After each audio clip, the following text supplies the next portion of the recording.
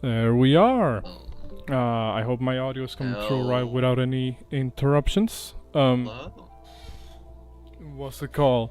Uh, and if it is, then well, we're back with more Dark Souls: Dirge of Drangleic.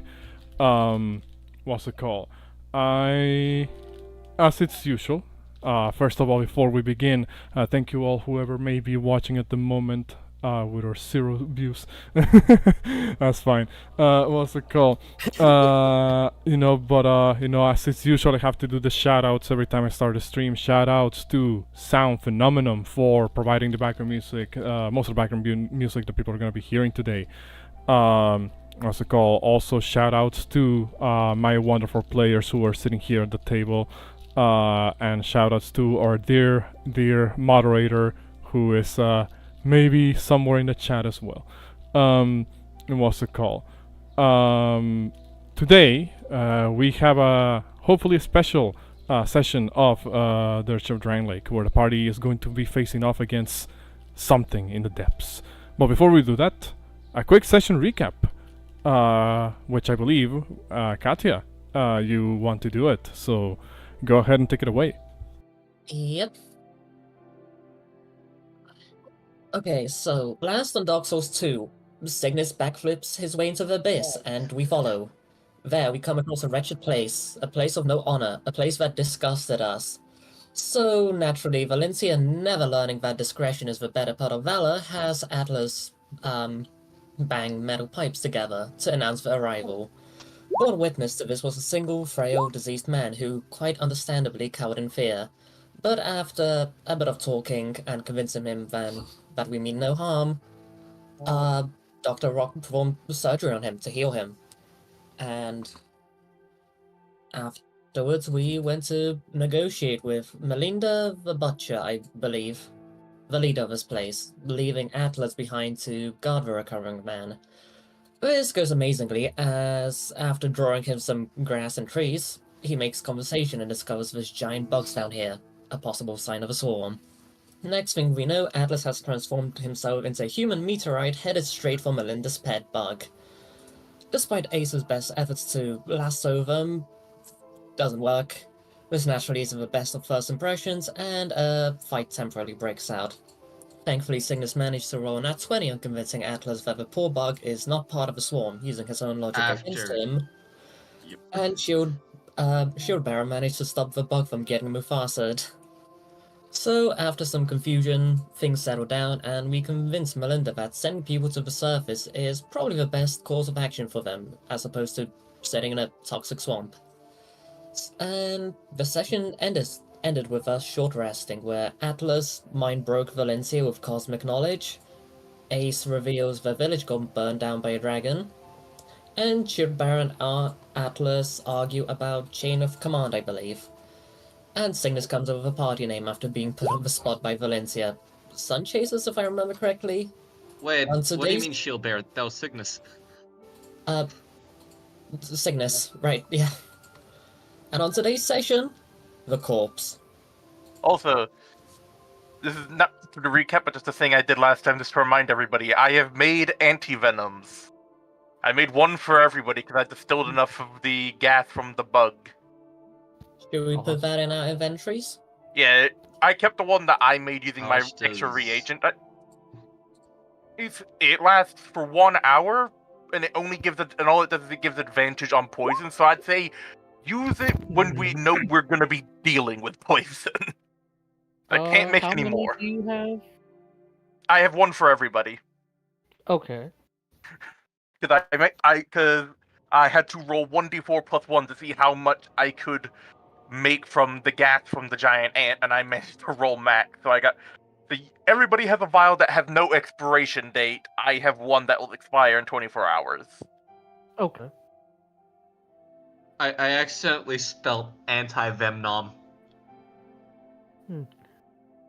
Alrighty. Yeah, lasts for 1 hour. Gives advantage on saving throws against poison. Anti-venom. How much does it weigh? I don't think it weighs that It's much. a bottle. It's not It's negligible. Yay.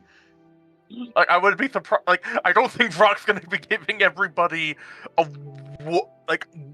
1 liter bottle of antivenom. Fair enough. Like in any case, oh yeah, freaking Ace has bag of holding, so there's not that much weight in there. All that's there is the fancy rock, the healing crystals, and a friggin' crossbow and some bolts.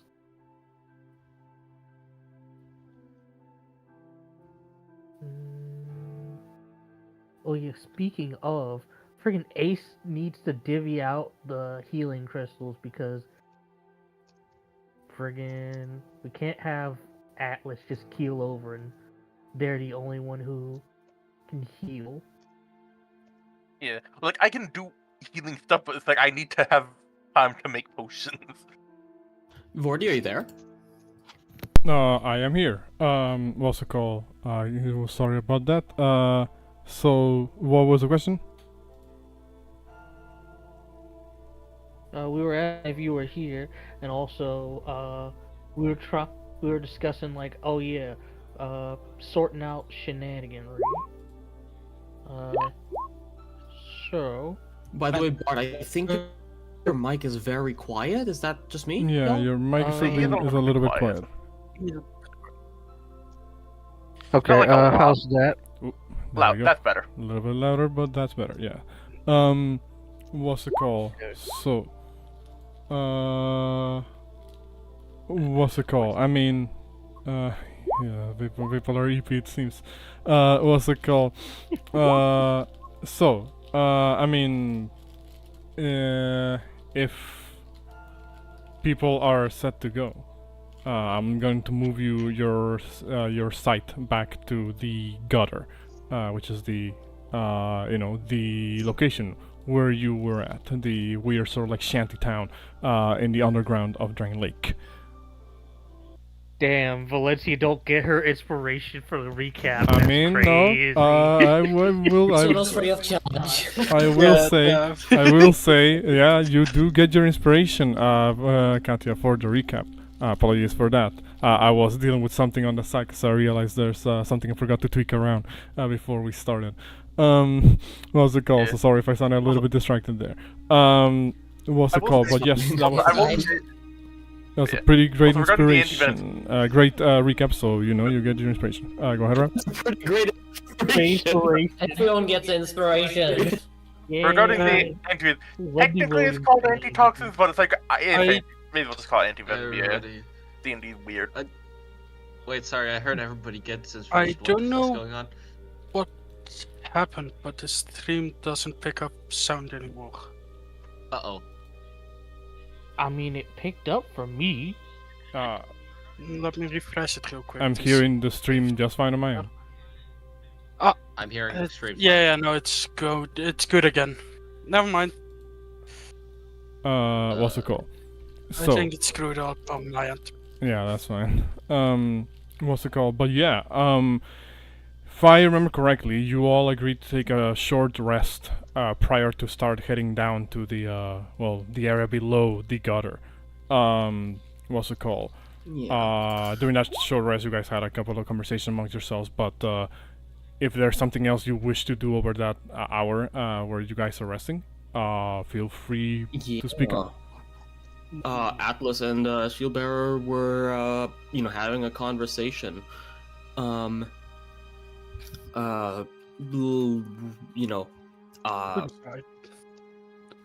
What's it called? Wait, what is it? To the side, like in privacy. Yeah. Yeah. Like, AR kind of like asked, well, rather said, like, you're a fellow soldier, right? Like, you might be wondering why I don't follow your commands. Chain of command is important. You're a fellow soldier. I acknowledge that I am useful only in combat and defending the helpless. When it comes to command, when it comes to socialization, I make it clear that I know my place. I assume that is what you were doing as well. And, we just kind of continued on as like, Atlas kind of like asked like, does a squire not travel with a knight? Where you just like cast out? God damn. Uh, No mercy. but yeah, like, so is there something that Shieldbearer would like to say to kick off the situation? If not, I've got something. I mean, I will just say the last thing he said. Like, Yeah. I did follow my knight for 5 years, and then he sent me to get field experience on my own. So he thinks, he thinks it's important to get experience on your own so that you can handle situations yourself without needing to completely rely on him. I can understand that logic. However, my unit travels together. We're trained together. We've learned from each other. Being together is not a weakness that I see. However, that is not to say that your master has a wrong sense of training, just a different one. The reason I bring this up, I cannot, in good faith, follow any of your commands. And this is why. The Lady Knight, pulled rank, calls out that she is the leader. Maybe people do not listen to her, but she is clearly confident in her ability to lead. The Phantom Thief tells me that he will handle social situations.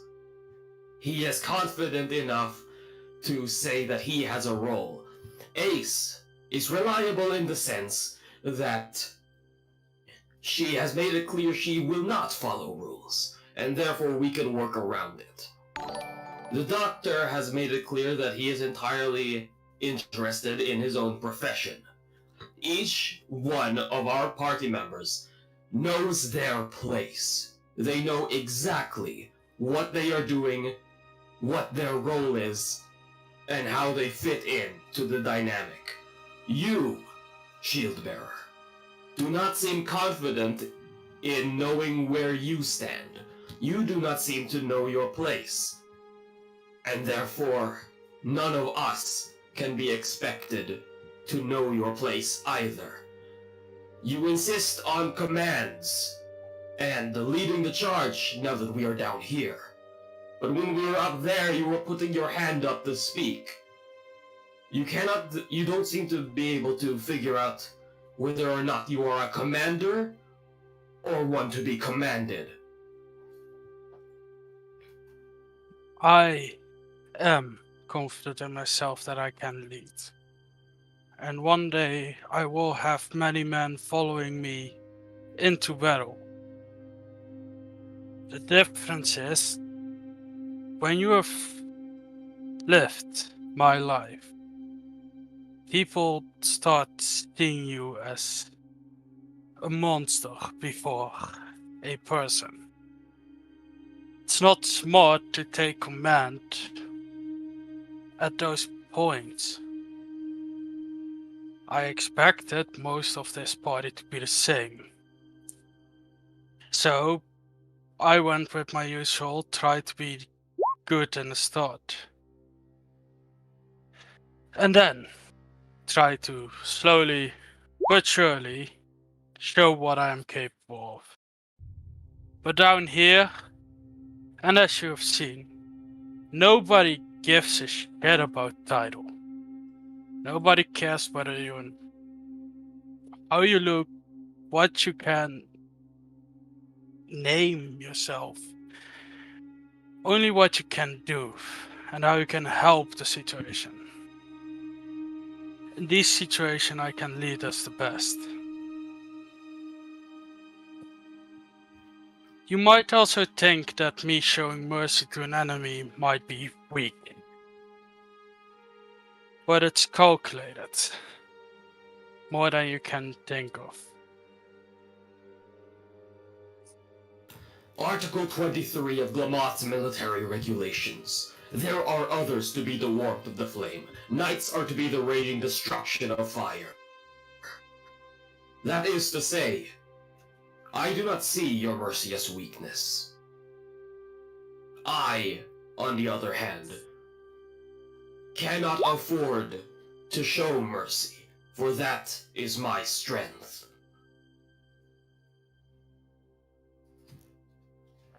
I had a question about that. You're here to hunt these bugs, right? Most specifically the swarm, but that is correct. What makes a swarm so dangerous?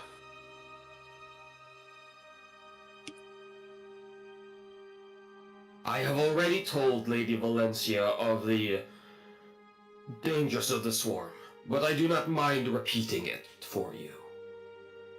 Have you ever dealt with an enemy that can multiply itself? No. Can you imagine it? Yes. Tell me what you imagine. You start fighting one, then you fight two, then four, then 8, and then you're outnumbered. You think too slowly. You have not seen the effect that the swarm has had on planetary spheres. You do not know the dread of looking up and seeing that the sky is no longer blue, but a harsh, ichory black.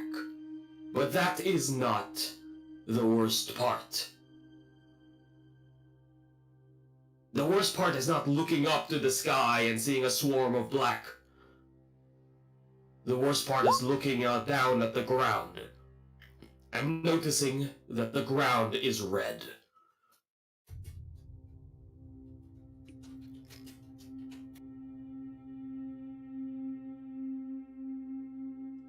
Yes.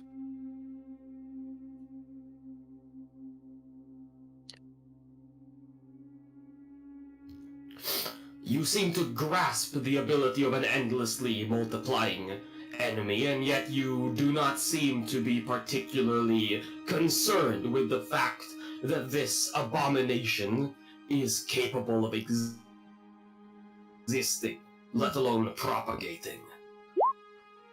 Well, I know there are many people who can fight these monsters, but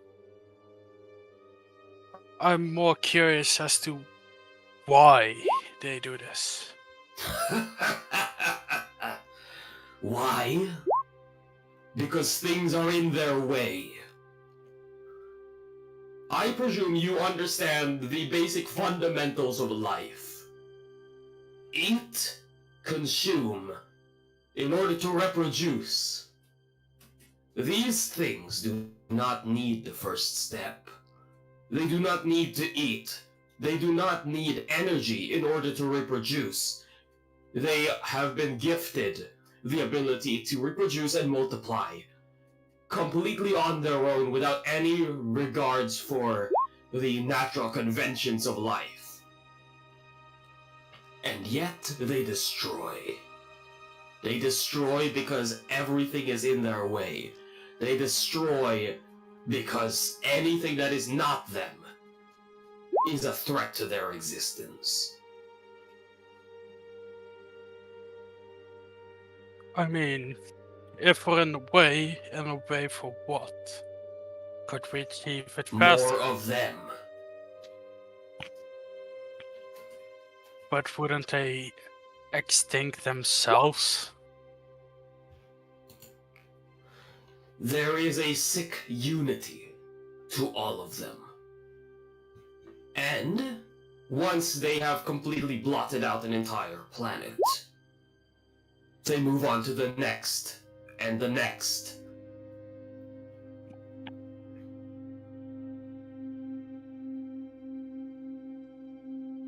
It occurs to me you do not know what a planet is. Let me show you the sketch I showed Lady Valencia. It's like Drangleic to Illuminlois, right? And Atlas just pulls out like the sheet of paper that shows you like a, you know, like ran like an Elmalois in the context of a gigantic fucking sphere floating like Yeah. floating through space. Signis is just like standing there to the side, I guess. Normally you see him nod and following along. You just see him frozen, trying to compute with this information. This is Drangleic. This is where I am told Elmalois is. This is the land of the giants I have been told of. And there is more on the other side. I see that you're talking about celestial bodies. So we could build further. No need for war. Get people to safety there. Be the front line. It is possible, but do not forget that others may live in those areas already. If you wish to conquer, then you have to be prepared for that. If it is not known, how do people live there? Did you know that this place existed before we came down here? Yes. Well, no, not here, but after I heard about it, people obviously moved from their location to here. Nobody moved to there.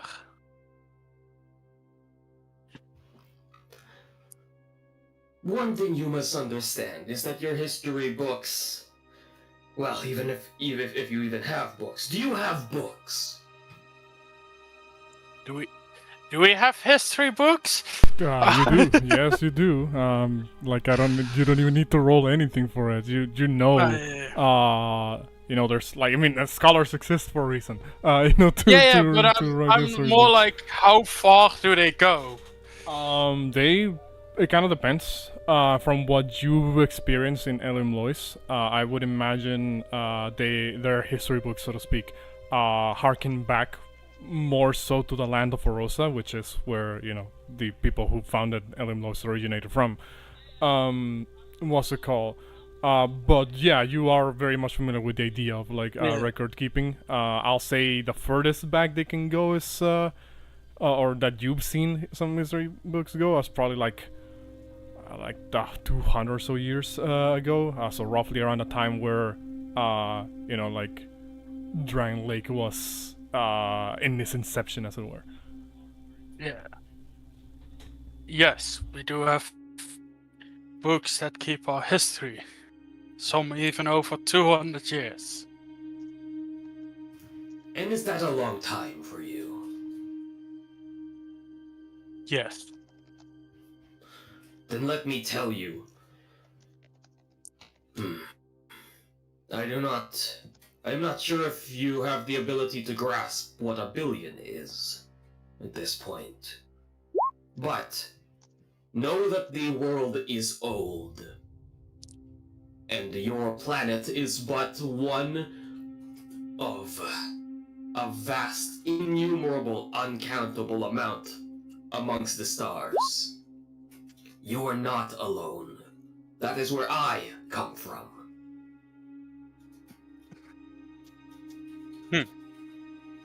So, how do you know all of this? And everything about the swarm?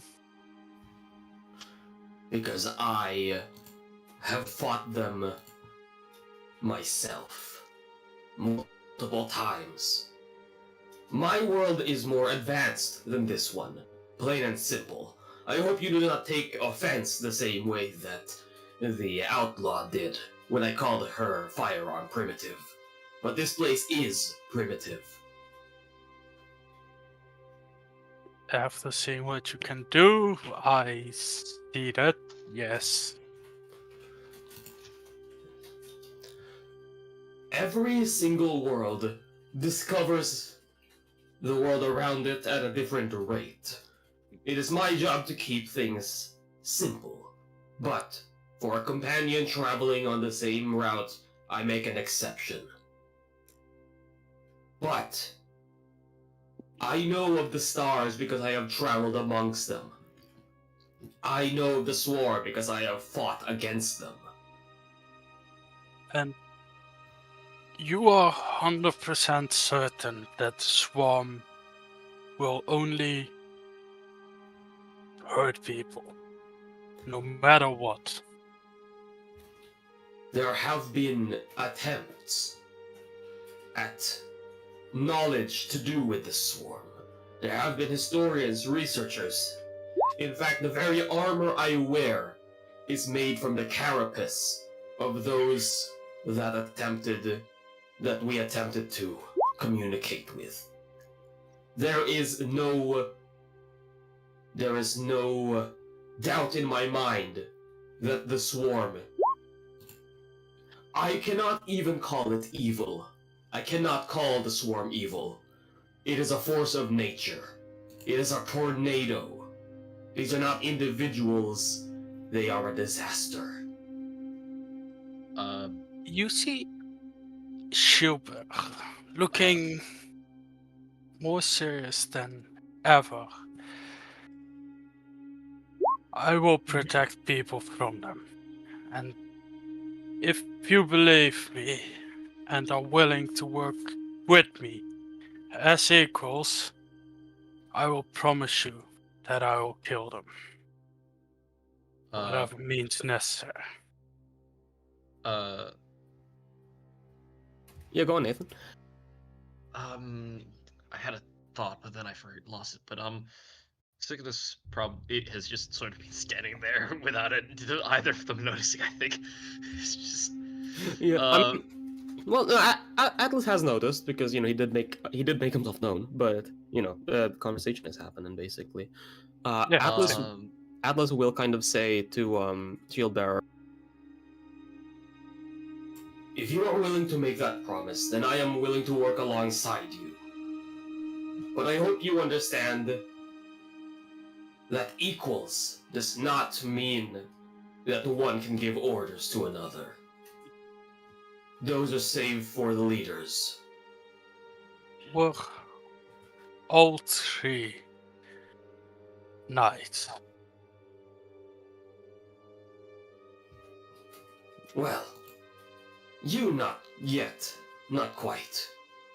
But I take your meaning.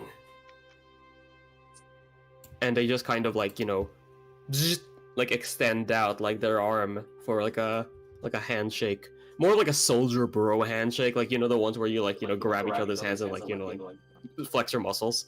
Except those are your muscles. All right, let's flex muscles. Let's do this. Lord, not again. Strength check? Y'all Let's flex. I'm no. actually doing check. That's a 9 to flex muscles.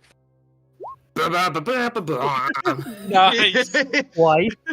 Makes sense, dude. Friggin'. You son of a bitch, says Atlas as he grabs Shieldbearer's hand and begins to squeeze. Friggin' yeah, it's the friggin' predator mode. Y'all stay doing the squeeze the handshake thing in any campaign we in. Yeah, I will take 1 squeeze damage.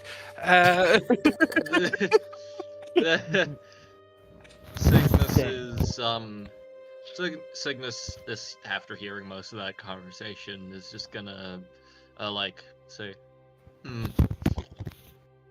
odd abominations you speak of. Those odd abominations you speak of.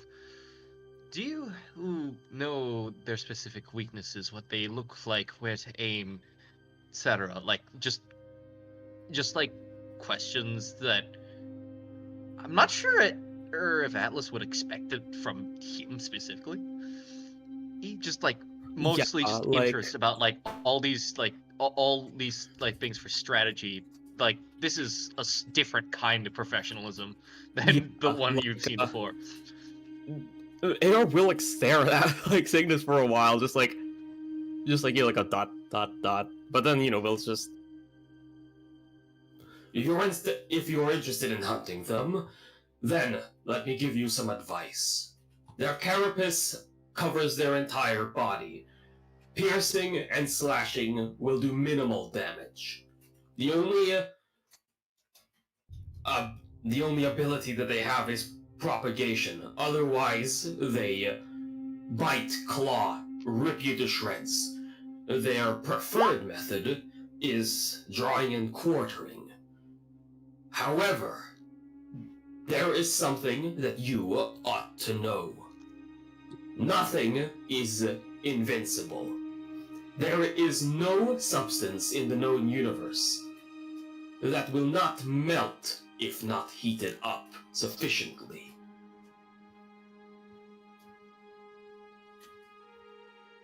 Signis is just like cool, just like cool, calm, expression, literally like unfazed. He's like, yes, that's understandable. Metal, most metal will melt under or heat, and what I've heard, sometimes we just haven't been heating metal hot enough. Indeed. That is why the Iron Cavalry is committed to harnessing the power of the flames within.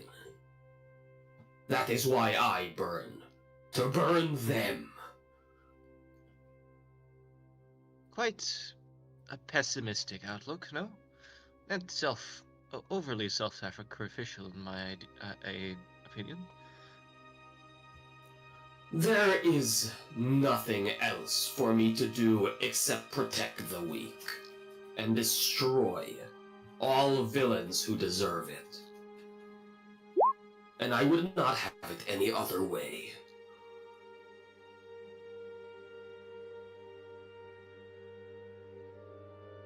Signis sort of pauses. Well, I see.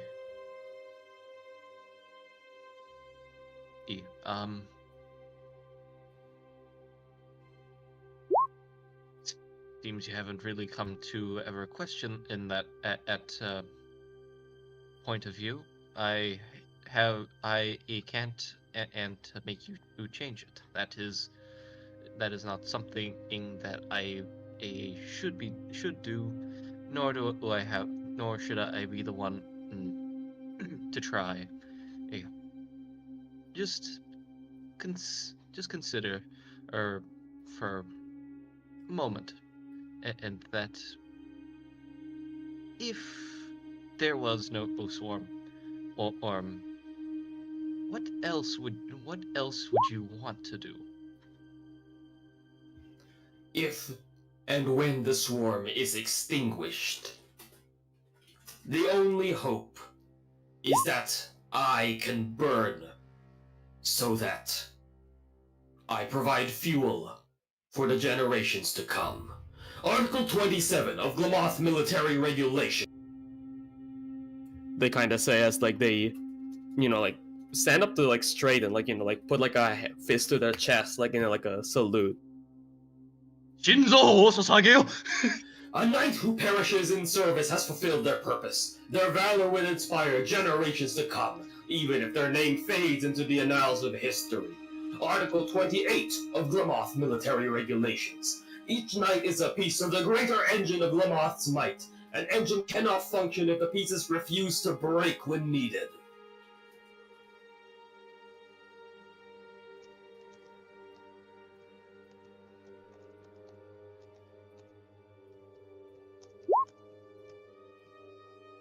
We all return to ashes, Phantom Thief. It is only a matter of when it is appropriate to do so. He is quiet, and then he says, I guess, in a sense, that is true. I understand your sympathy. I understand your point of view. I understand that you must have been taught that life is sacred. I was as well. But it is for that reason. It is for the reason of prosperity for all that I burn. Please do not weep for me. But if you completed your task, destroyed all of the swarm, wouldn't it be smarter to stay around and protect those who can protect themselves from other threats? I am created to destroy the swarm. I kill, I fight, I destroy. That is all I am good at. That is all I do. That is all I am designed to do. Fighting wars is not my place. We have been created, as a means to an end. It is not my place to vanquish the monsters that humanity cowers behind. It is humanity's place to grow without their protectors, to find new ways to overcome. It is not my place to continue.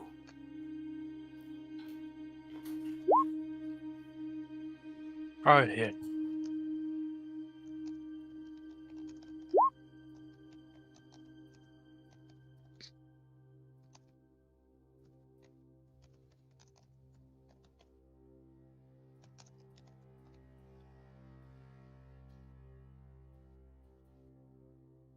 Okay.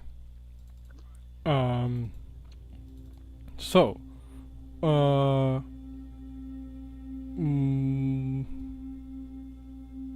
what's it called? What would you guys do now that you've had this little heart-to-heart?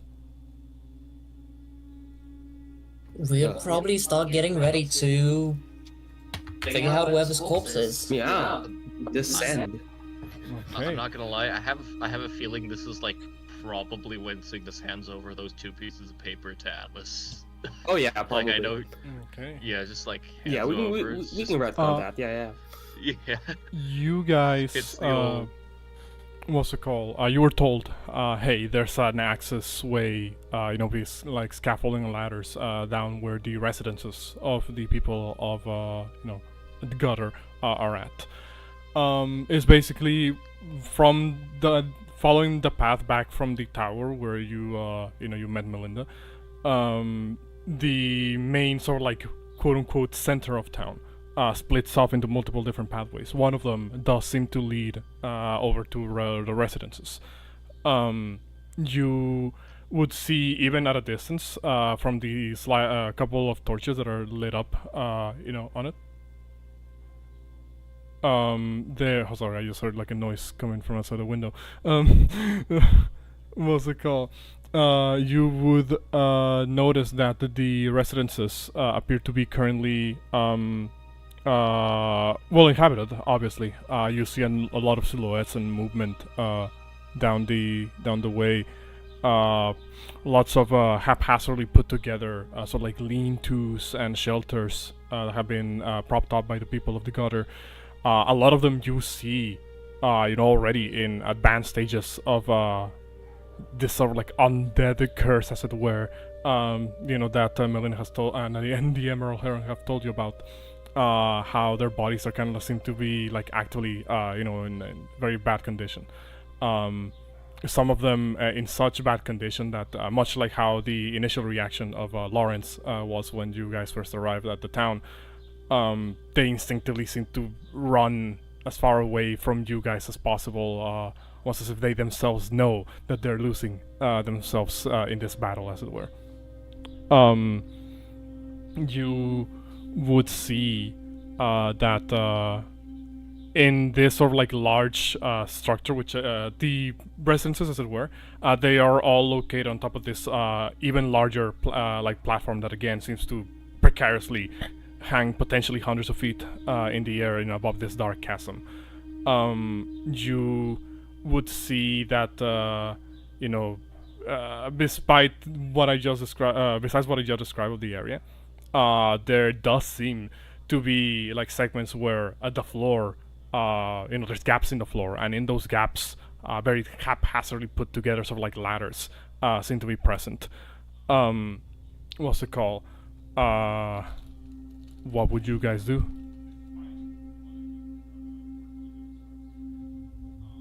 Going down. Alright, before we do go down, Ace kind of like popping her collar a little bit, the collar on her little duster, her duster a little bit, and friggin' Question about the hole. Hold it on, like a Rab. dark Hold hole? on, Rab. Bard was talking. Go ahead, Bard. Yeah, bringing down her hat a little bit. She'd say like, "Alrighty, before we go down there, well, it's gonna be pretty dank hole with blazes know what kind of creepy crawlies are slinking about. For that, see, in the event we have some more scraps that might end up with some of us getting knocked down, gonna be divvying up some of these little stones so nobody's without some healing. Ace handing, everybody gets two of the common friggin' healing gems. So let's see, 2, 4, 6, 8, 10, which leaves Ace with the 2 uncommon left and the 1 rare. Wait, we got 2? Yeah, because there's 10 of them. Yeah, common, com- uncommon? Ah, common. The commons. Yeah. So we each got 2 commons? Yeah. Okay. Also, since we traveling together, we've come up with a little bit of a little group name to spread our deeds a little bit amongst good folks. Walker here's came up with a fancy name of Sun Chasers. Might have to put I like the name. Maybe if y'all got any other suggestions. What about the Draco Squadron? Considering our leader. Well, that's stupid and ain't catchy enough. Like, Ace Hey, just narrowing It's eyes. a good name. Ain't No, got that the pizzazz. The dental on D creates a strong start, and the use of the Q sound, or the K, is also, it's in a similar position, as well as creating a punchy sound for 2 words of 2 syllables. It is, phonetically speaking, a perfect name. Well, it ain't much of a brand, much more of a branding thing, and Shieldbearer told us that the Lady Knight appears on advertising and marketing, which means that we will already have a logo. I think you should make that appear. Not anymore. Got a feeling. Well, here's Then it can be a comeback. Well spoken, Sir Atlas. Well, Okay. name pending. And shouldn't we don't chase the light. We should be the light for the people, right? So why chase us? Sun boys. Not to rain on your parade, Tin Man, but not all of us are fellers. That much is certain. Sun people? We'll workshop it, big guy. Yeah. I was gonna say something in that voice, but I can't. Vorty, I have a... Oh, good. Anyway,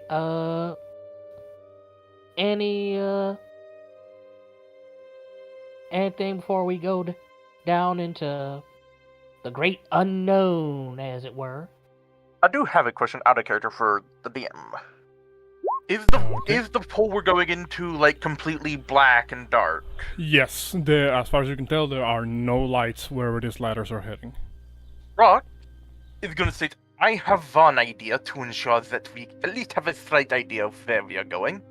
He's going to take out a pair of tongs from his bag, grab a decent-sized pebble or stone. He's going to then take a little bit of oil that he uses for his oil bombs and stuff, and just pour just a bit to cover the rock. And he's basically just going to look to the party, the 3 pyromaniacs of the party, and just...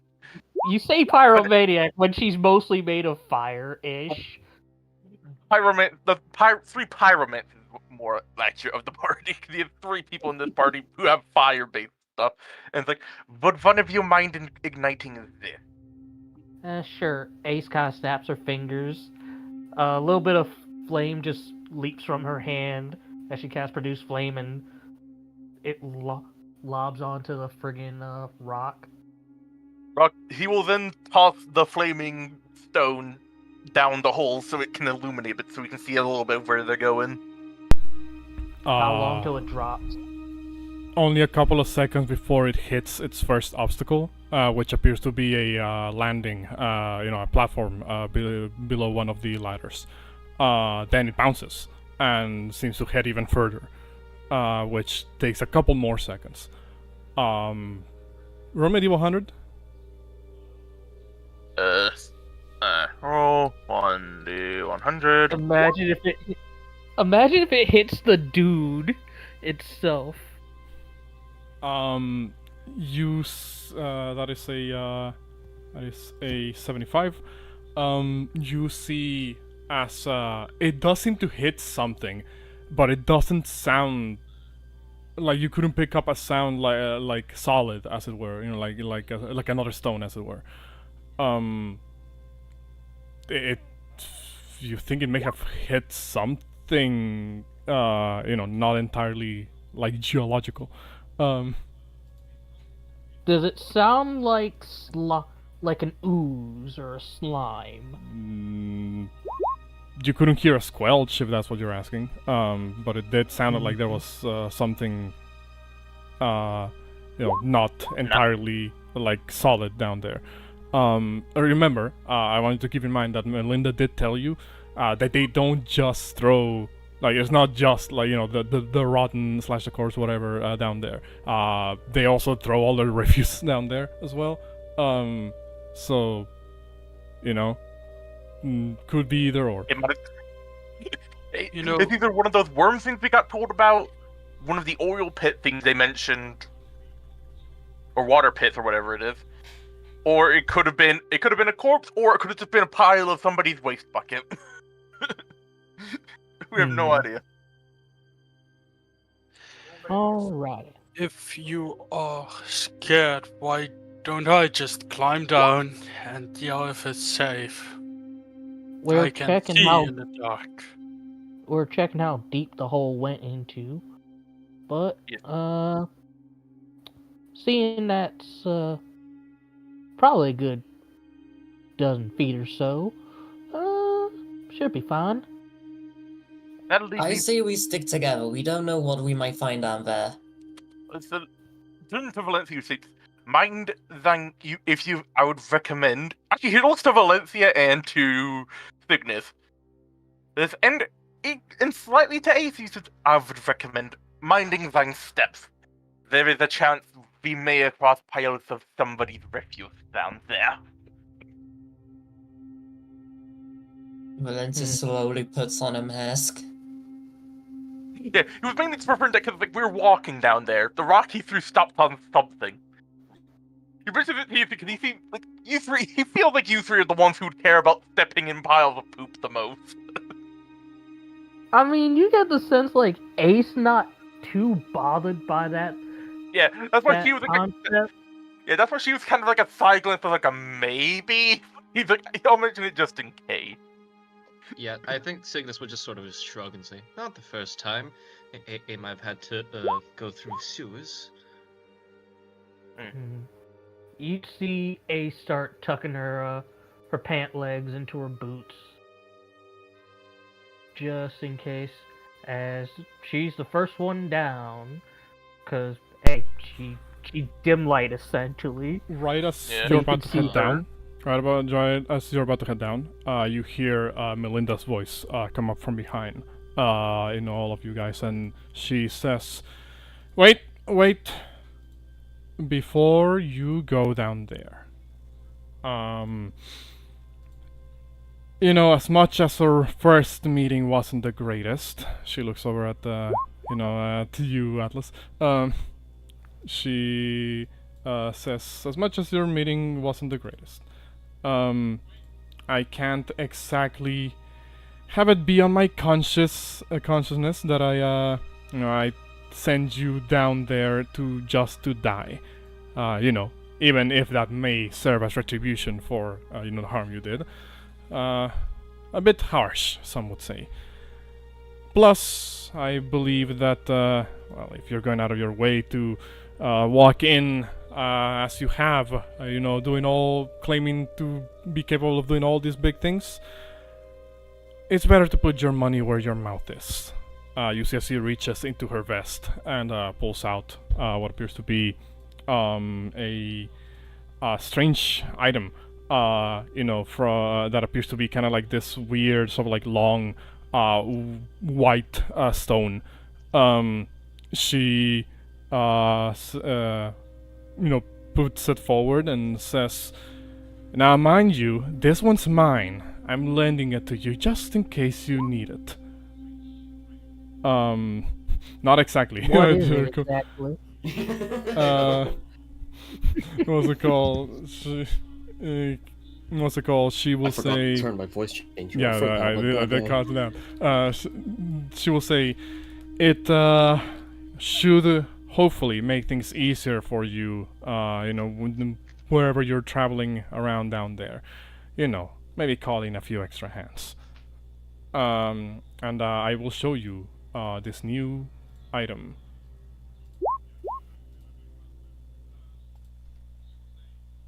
Oh. The White Sang Soapstone. I've reworked the way summoning is gonna work this campaign around. Oh, that's fucking awesome! What's it called? Now, every time you meet somebody that has another one of these, you'll be able to summon them regardless of where you are. You don't need to look for a sign no more. What's it called? And it doesn't take your proficiency bonus amount of souls. I misphrased the thing. It is supposed to be your proficiency bonus times 100, as we kept it in the previous campaign. Yeah, my bad. Sorry, I misphrased it in the description. But now it doesn't take your proficiency bonus. It takes into account the creature's proficiency bonus that you're summoning. You can summon like slightly shittier people to help you in a fight if you don't believe you might not need like too much help. What's it called? Oh wait, fuck it. So do we get Melinda's? Oh wait, no, because this is hers, so we can't summon. This is her, so you can't summon her. And she will ask for it back once you're done using it.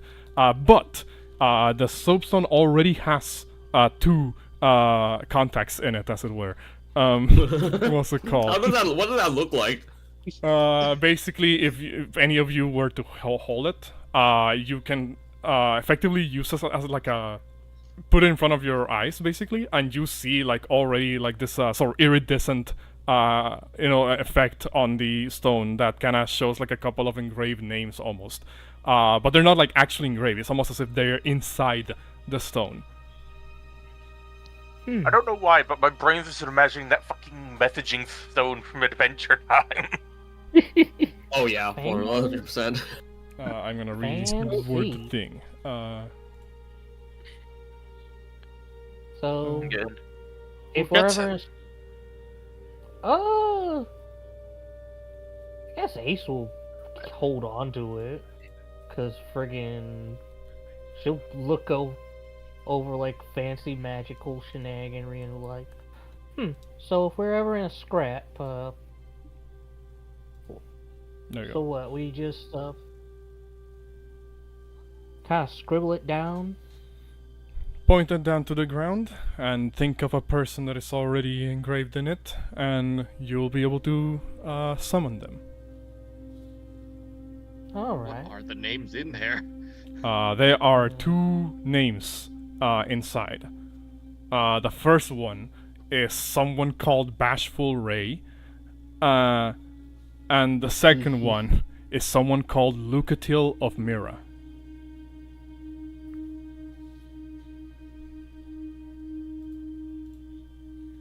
Interesting. Does it say like what their loadouts are, or is it just names? Yeah. If you were Oh, Or just cost. on cost, yeah. it does say their cost. Lucatil seems significantly more expensive than than Bashful Ray. What's it called? Actually, my bad. The other way around. Bashful Ray is more expensive than Lucatil. What's it called? You see that what's it called?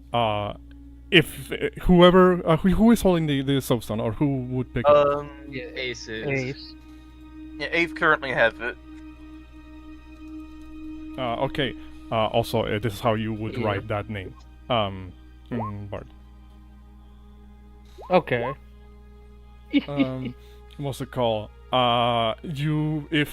Ace, if you were to kind of like move around the item, you would see again in that sort of like visor, sort of like effect where you put in front of your eyes. You can see like the outlines of the 2 individuals that are already registered in the soapstone. What's it called?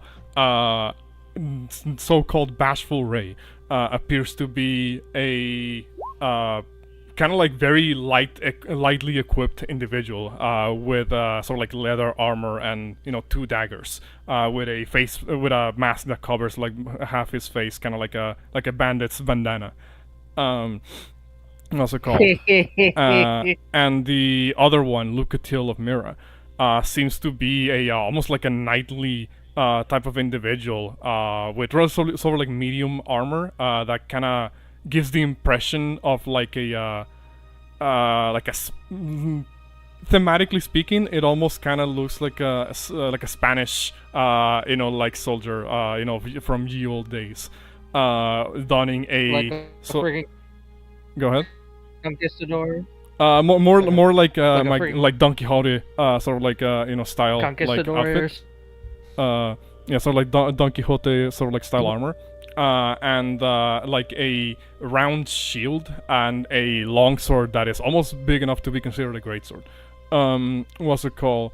The person actually seems to be donning also like a mask, but not like a bandit's mask, more like a full face sort of like mask that resembles a aged gentleman with a long beard and a long mustache. The Lucatil seems to also be donning a sort of like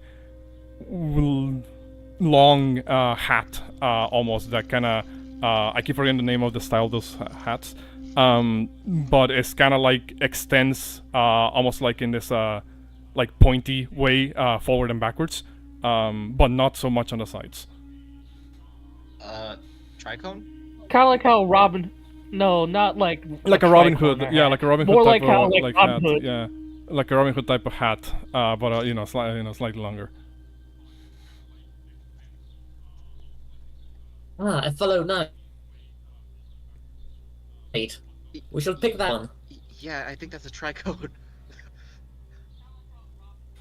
No, not a tricorn. That's a It's a It's called a bicocket hat. That's what the type of hat's called. Yeah. what's it called? So she, she hands you this and says, now I will want to have that back. You're gonna have to get your own at some later point. Alrighty. We'll give it back So, within the hour. Very well. She shrugs and steps back and just kind of gestures and says, "As you were. By all means, go down there and if you survive, please tell us all the crazy things you find down there." alrighty. Well, Will do. Also, Alright, is everyone ready? so as I said before, you guys have been given the the item by we're Melinda. being lent the soapstone. Yeah, you're being lent the soapstone by Melinda. Slight correction. When we were offline, I clarified that actually no, the two people cost the same. They both have the same proficiency bonus, which is of 300. Of 3. Proficiency bonus of 3, meaning soul's cost is 300. And additional addition that I didn't say while we were in a break. There is a third name in there that I forgot to mention. Someone by the name of Lone Hunter Schmidt, who is who seems to be donning, I guess, like leather armor and a longbow. What's it called? But a man after old heart, a ranged weapon user in Souls games. What's it called? So Lone Hunter Schmidt is added to the soapstone. All right. If you guys are going down the ladder at the moment, then it'll take you guys a little bit of time to get down the ladders from the residential segment of the gutter. How much the third one costs? He's actually the cheaper one amongst them. He does cost 200. Nah, best not to skip out. I mean, we don't know how long we don't know how long it's gonna be, so it's like may as well summon them when we need them. Yeah.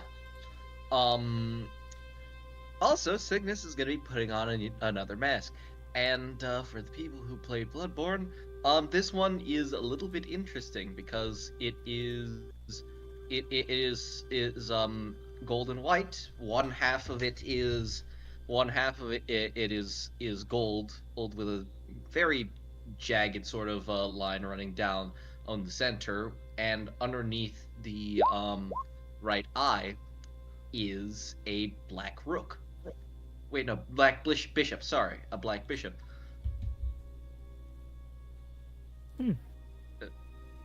As he dons the Fool's Mask. Time. What's it called? Well, in that case, if you guys are heading down, then I need just to kind of roughly know what the marching order here is. Ace is in front. I'd say Rock's in like the middle, and he's got his lantern on. I think we should just place our tokens on the fucking map. To Yeah. show our march order. Yeah. Signis is going to be in the middle of the sandwich. No matter what the situation is, that's the best position for Signis. No, remember, you're going Middle of the vertically sandwich. down. You're going vertically down a ladder with a couple of landings in I between. mean, yeah. So I just want to know Yeah, like who's like going that. down first, who's going down after. Wait, can Signis just fucking scale the wall to make sure that he's like the first person who touches it down at least has somebody with them?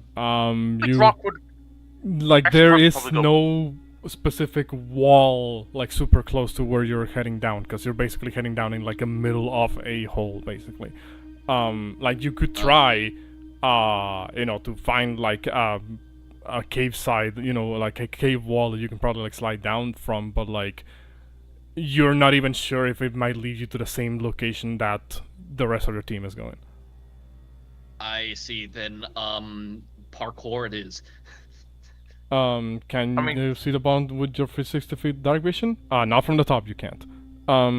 You try to kind of like gauge what could be, down at the bottom, from up above, and try as you may, it does seem to go further than 60 feet at the very least. What's it called? You would begin to descend the first, set of ladders, which seem to go down like roughly, like damn near like 70 feet. So just a little bit outside of the range of dark vision. And then you head down the second, set of ladders after the first landing. I will point.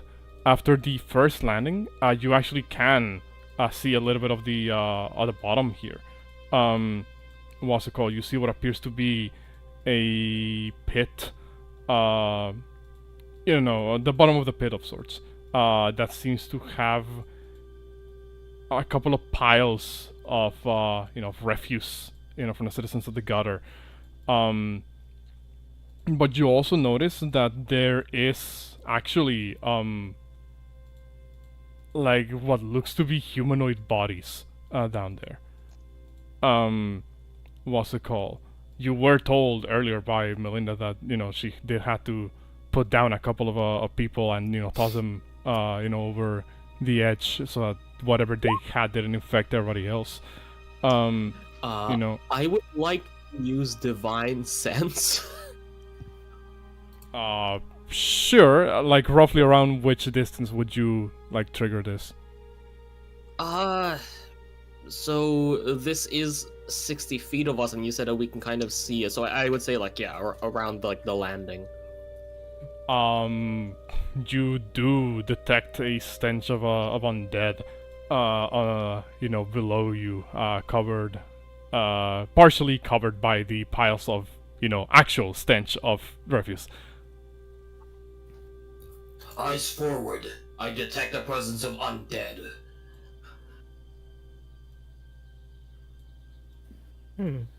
I think that was kind of obvious with the whole amalgam of corpses.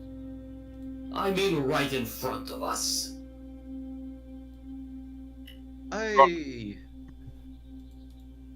think that right now we should probably try to avoid any direct combat until we reach the source of the malaise. So it would seem it may be best for us to save Avar, or quite limited in our resources.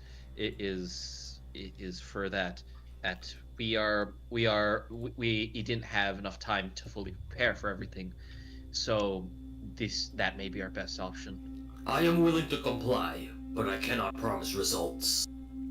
Say that like we're going after a vampire or something. Probably like a zombie shambling around, or skeleton.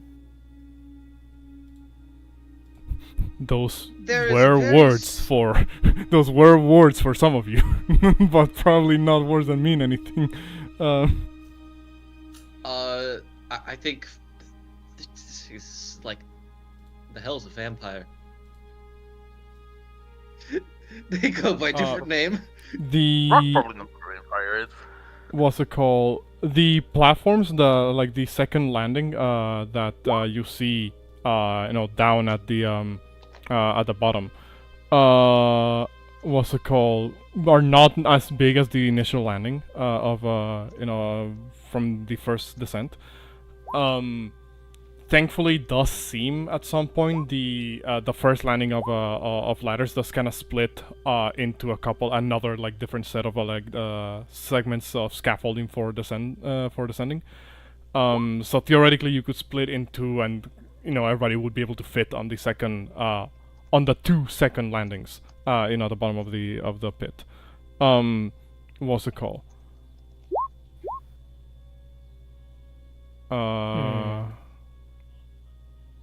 I guess So for this now, kinda splits off. we can do is that I can move you guys to this other map. Just don't. If the positioning that I currently place you in is not the one that you would split yourselves into, then you can feel free to move around the platforms. I forgot that I put dynamic lighting on this one. So I need Where to the put... fuck am I? Yeah, because you can't see. Yeah, fucking, I fucking love not having dark vision. Why Well- can't I see? I guess Atlas would be able to see Ace because of like her hair giving off like dim light. Yeah, Valencia can also make out Ace's hair, nothing else. I just see a black screen. Yeah, I'm pretty sure. It's because I've forgotten to apply vision to some of you. Vision. Ah. That would make sense. This is What talking is constantly become? fucking breaks. Also, do not forget that Rock does have his lantern. I'm imagining Signis probably also has his. Yeah, but I think Signis has his he has his with the dim lights for stealth. And Shieldbearer does have dark vision, you said, Yes, Mara? 60 feet. And doesn't Ace give light? Like 5 feet dim light. Yes. Give me 1 second, because I believe my my Roll20 is not cooperating too well with me. It's just normal dark vision, that's why I have it like this, but yes. Yes. Mm-hmm.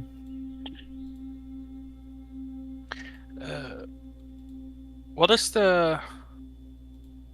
There we go. What are the heights of the platforms? The heights of platforms, you're currently roughly 15 or so feet below, above the ground.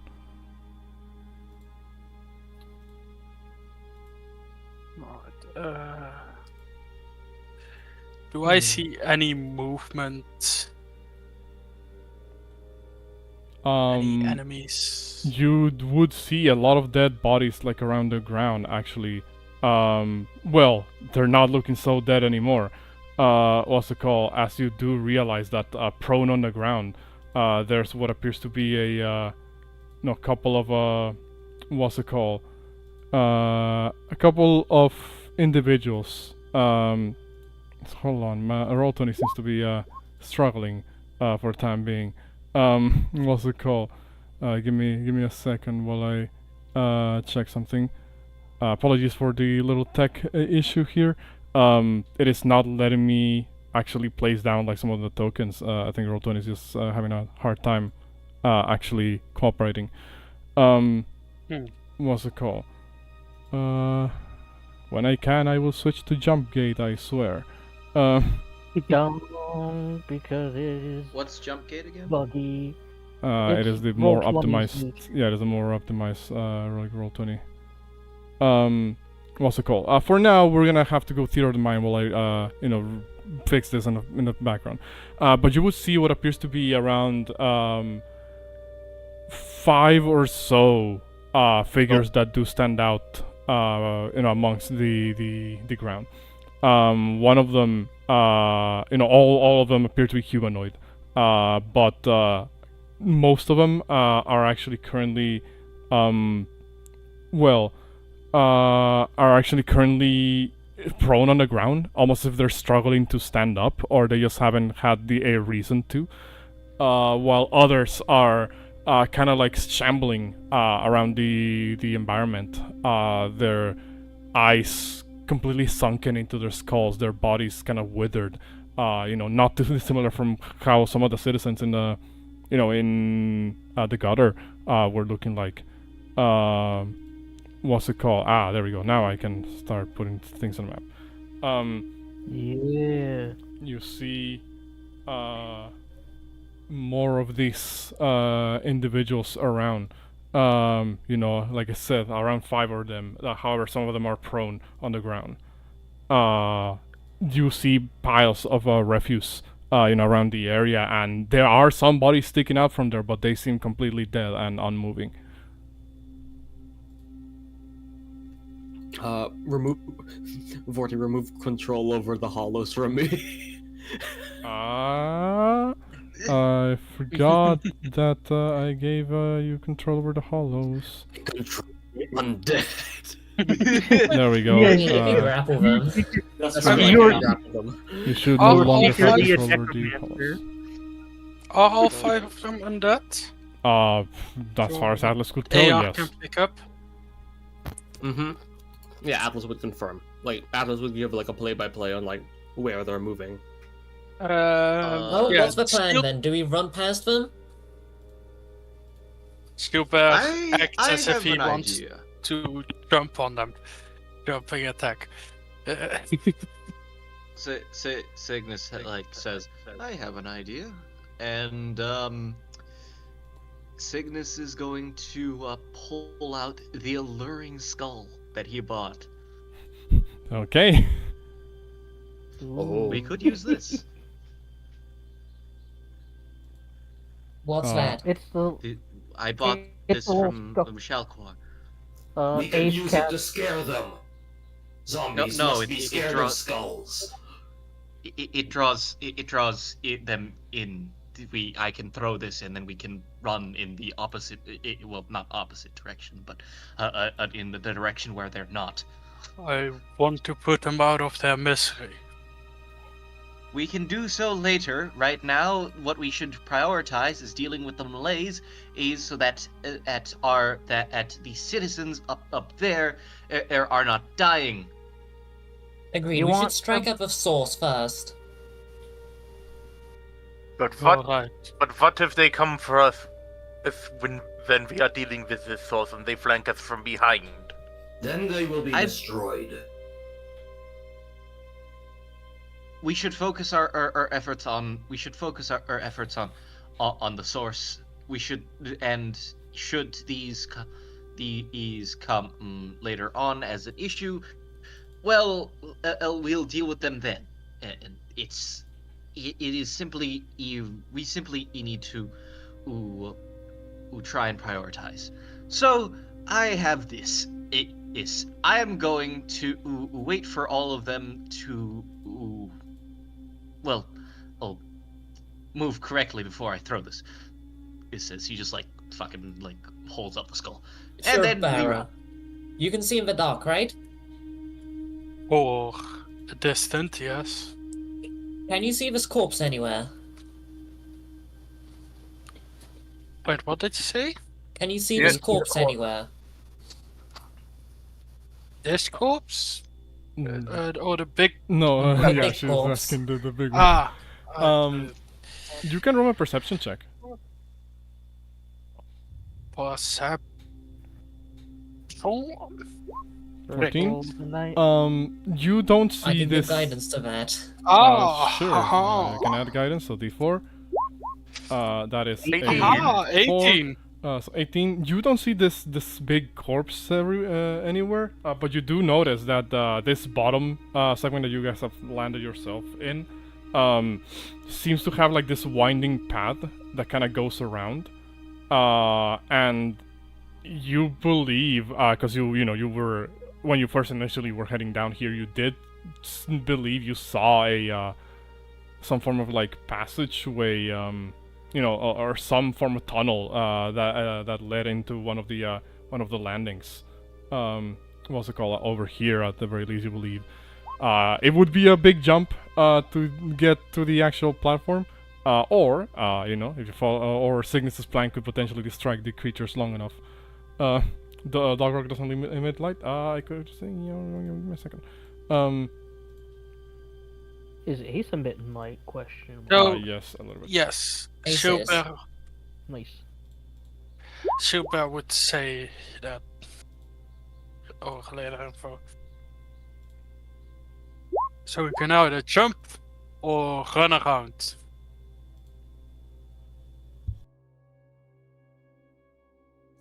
I'm fine with Uh, taking the long way.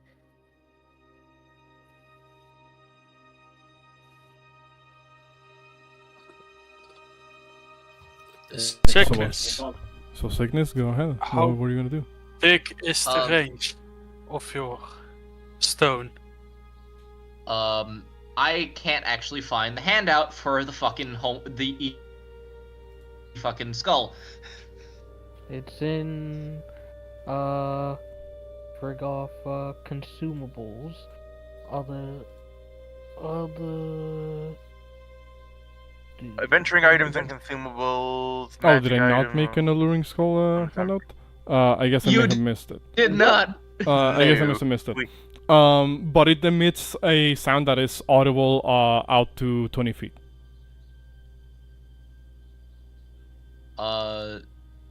Signis is just gonna fucking. Wait, let me see. I just need to get this. Yep. That is 20 feet. Signis is just gonna, like using like hand signals, like count down on like 3, 2, 1, fucking hucks the skull into that corner. Okay. Because they're just hollows. What's it called? You know, chuck the skull over there, and it cracks as it hits the ground, and it emits this sort of like cackling effect. As a wisp kind of comes out from the location from where it it cracked, and you see as one by one, like all the hollows kind of begin to gather around the effect, as it were.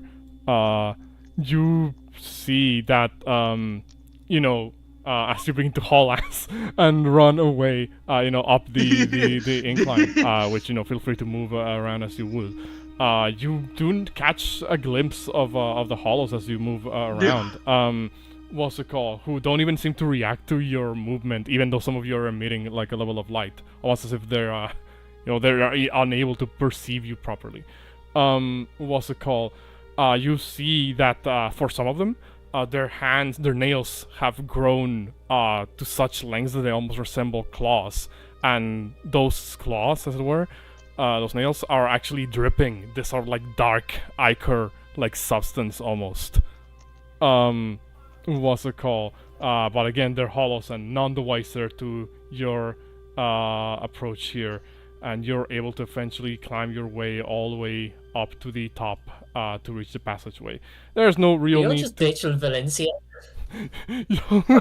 Ace is keeping. Did nobody take Valencia up? I mean, Well, Valencia never. Well, if Valencia would ride on Gilbert back, then he would have offered it. Like, Ace Rock would and take Carry. like 2 seconds. Like, wait a second. I ain't. Yeah, like- It's too quiet. Goes back. You see Ace just glowing and sees Valencia just looking around like. Yeah, because like, remember, Rock's got like a bright lantern, so she can't. So like, even if she can't see, like, you can fairly certainly see where the party is. Yeah, there's a light in the distance, and she's just following it. Again, if you would accept that you could just go on Gilbert's back, alright, that's your problem later. Like, I thought we were all kind of dragging along, because if we weren't, Rock would be kind of like hovering near Valencia, just in case, because it's like, he's seen her wound now, so it's like, he's not going to mention anything, but he's going to keep her in his eyesight. You would... What is taking you so long? Our fearless leader can't see in the dark. And also leg. I can't either. I just went forwards. My leg is fine. Yeah, would, Rock would just give Signis the Dr. Glare of the pit. You would eventually... He mentioned this like ages ago. You would eventually reach the a tunnel at the top of this stone platform here, and you would see that it actually ends on a dead end, like a cliff basically. But upon closer inspection, since some of you have light sources and I can actually see a little bit further, it's not that it's a dead end, there's a gap. You kind of have to make a slight jump to make it to this little, this other sort of like cliff side, almost like passageway that seems to be precariously close to a chasm almost. You do perceive the smell of decay, and death basically, to be strongest here. So maybe it's further ahead from this little exit. I'd imagine like wait, is the cavern like jumpable? Like, what do you mean jumpable? Like, is it possible to fucking long jump over it? Yeah, you don't believe it know is how for most far of it you. is. You believe it is for most of you. It is Yeah, like I'll say no. probably like a 10 to 15 feet like gap basically between this where you're standing and the passage. Yeah. Lady Knight, jumping in the dark, has proven fatal on many occasions. Do not resist. As I mean, what? Atlas just kind of like you know, like kicks her heel, like, you know, kicks like under her heel to like sweep her literally off her feet, and just like catches her bridle style and just starts to just Damn! fucking leap. Smooth. Can I just say this? I don't think Signis ever like stopped. He just fucking he just like ran on the side of the wall. He just did a wall run. Fucking Assassin's Creed wall run. Like, yeah. Rock just kind of jumps if he needs to flap his wings a bit. How are Chill back and Shielbearer just and Ace getting over? I can just long jump it, and if Ace wants to, I can just have her on my back. Okay, so part of me's like, yeah, that's fine. Other part of me's like, I want to do something dumb. Okay, what is it? What's Listen, the dumb thing just you want as to do? Valencia, go ahead. You can certainly try. Are there stalactites or Uh-oh. or like Stalagmites. any The yes, Stalagmi- there are a couple around, yeah. are there any like roots, like solid roots? Not as far as you can tell. It all seems to be kind of like rocky terrain. What Indiana Jones this mofo? We Okay. take the rope, try and lasso it on I'll on a say good rock. I'll say because Signis and Asa are relying more on dexterous antics, rather than raw strength to make the jump or Rock's flight. You both would need to make me an acrobatics check. What's it called? I'll give you advantage, Ace, because you're using a tool to assist you in this. Friggin' Signis ball. Signis also has athletics, the athlete feat, which like makes it so that long running jumps are shorter, etc., and other things as well. Oh, okay. Plus climbing speed. So in that case, I'll say because you have the athlete feat, you will just succeed this. So Ace would need to make the acrobatics. Da da da da da da da. Good thing you had advantage, because that would have been a long way down. What's it called? goddamn. Well, she's dead. Let's move on. Ain't dead yet, you bucket of bolts. That's our character. You lasso one of the stalagmites and use it to kind of like swing your way across the the gap, eventually landing safely on the other side. And now I get to describe what you guys see on the other side, and switch musics because there's a calls for a different thing. Yeah. Movie vibe. Dun dun dun. What's it called? Go. The TK rap. Imagine. You will begin to see in front of you that the area is not as dark as the pit that you guys were just in. Ahead of you lies a vast cliffside pathway that hovers over the infinite darkness that is the chasm next to you. The stench of death, decay, and just general foul odors permeates this entire passageway that you're looking in front of you. You see that though the passage at first narrow, it opens up into a wider area that in and of itself is illuminated by bioluminescent moss that seems to be growing on multiple segments throughout this path. Some of it greenish in coloration, others a little bit dimmer, slightly different. You see that this actually stretches out into a wide other series of passageway tunnels that presumably stretch for who knows how long. That could lead to even perhaps further away from where you are already. At this very moment. It's a very overwhelming sight, and once again you see those recurring elements of those oval-shaped statues that are still, present throughout most of your stay here in the gutter. Welcome, one and all, to the Black Gultch. Oh, Gultch. oh God. It's so green. It looks radioactive. Rock, Did You may See, put me we just down. walk into the Fallout campaign? Rock seeing this vibrant green stuff. Like, this is brand new shit for him. He's gonna, do we see these, statues and stuff? You It's do? not the radium. Yeah, you do. Yeah. You see all these weird statues around that are. You're not precisely right now. You don't need to put your tokens out, but you're not precisely right now in the area that you're seeing at the moment. You're still kind of in little narrow chasm side passage. But this is basically what you see in front of you as you are standing on the little passageway. Rock's Also, gonna yeah, look wait. at, Can you hear me now? Oh, there we Yep. go. Okay, Valencia would just go Sir Atlas, What is it? you may put me down. Here? Now. Are you sure? Yes. It's very green Yes. here. Very well. It's not every day someone sweeps me literally off of my feet. You would have resisted otherwise. Anyways, Shield Bearer is correct. Green rocks.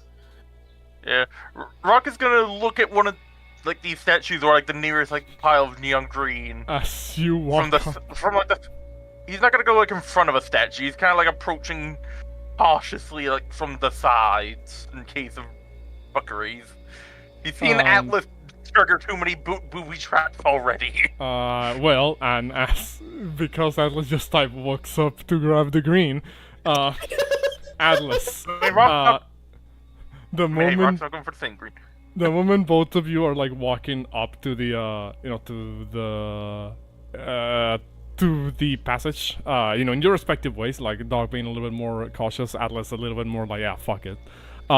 You immediately hear a sound go off, on the side, Atlas. Kind of this sound that is and you look over to the side and you see, again, time kind of slows down a little bit here, as you see, at the last second, a glob of some form of greenish material has been spat out of one of these statues in the area. I need you to make me a dexterity saving throw. Is that? God. God damn. Hold on. I hope you applied anti-venom. Yeah, hold on. I've got this. I'm gonna use my reaction to add a D4, I guess. Okay. 10. That's 10. 10. Yeah, 10 or 12. Sadly, make it. still doesn't make it. You get smacked right in the face with this poisonous glob that comes out of one of the statues nearby, and it does seem to filtrate into your suit to some extent. You're not poisoned, but you do take 3 points of poison damage as the segments of it that kind of filtrate through your through your armor begin to actually feel like a burning sensation in your when they make contact with your skin.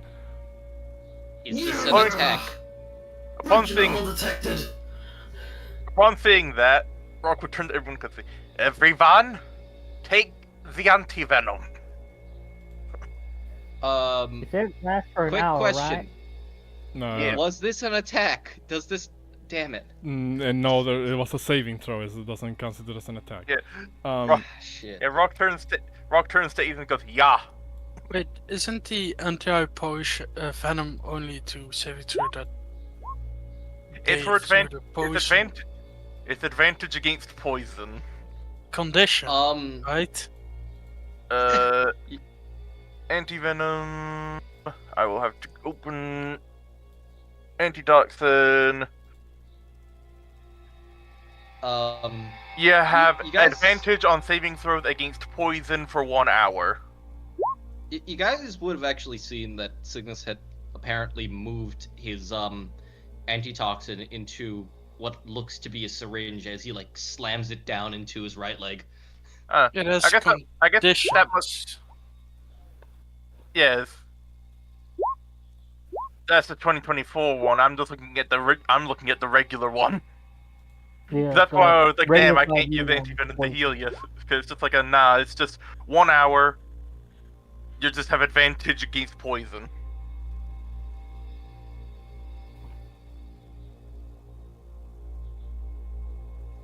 Yeah, Yeah, no, you- Signis does like the Bloodborne like inject thing. Yeah.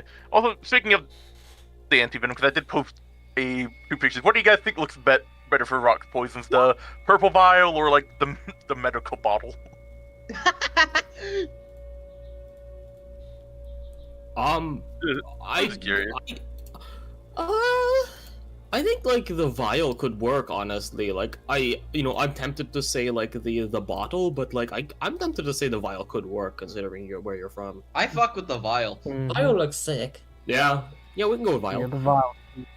Also, Rock is now going to cautiously examine one of these statues now that he knows that she'd be spitting poison.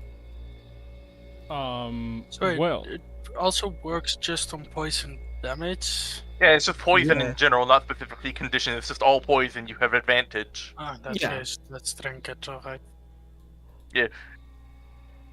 what's it called? That's why I made them specifically for like if we're dealing with poison, because it's like I can't do anything if you get poisoned, but it helps you if you not get it to begin with. What's it called? So what you will, well, if you're approaching it cautiously, what exactly are you trying to investigate out of it? Well, he's basically just trying to approach to the side to see if the like this stuff like what is it, but now that he knows it's poison, he's trying to basically try and identify like what type of poison it is see what.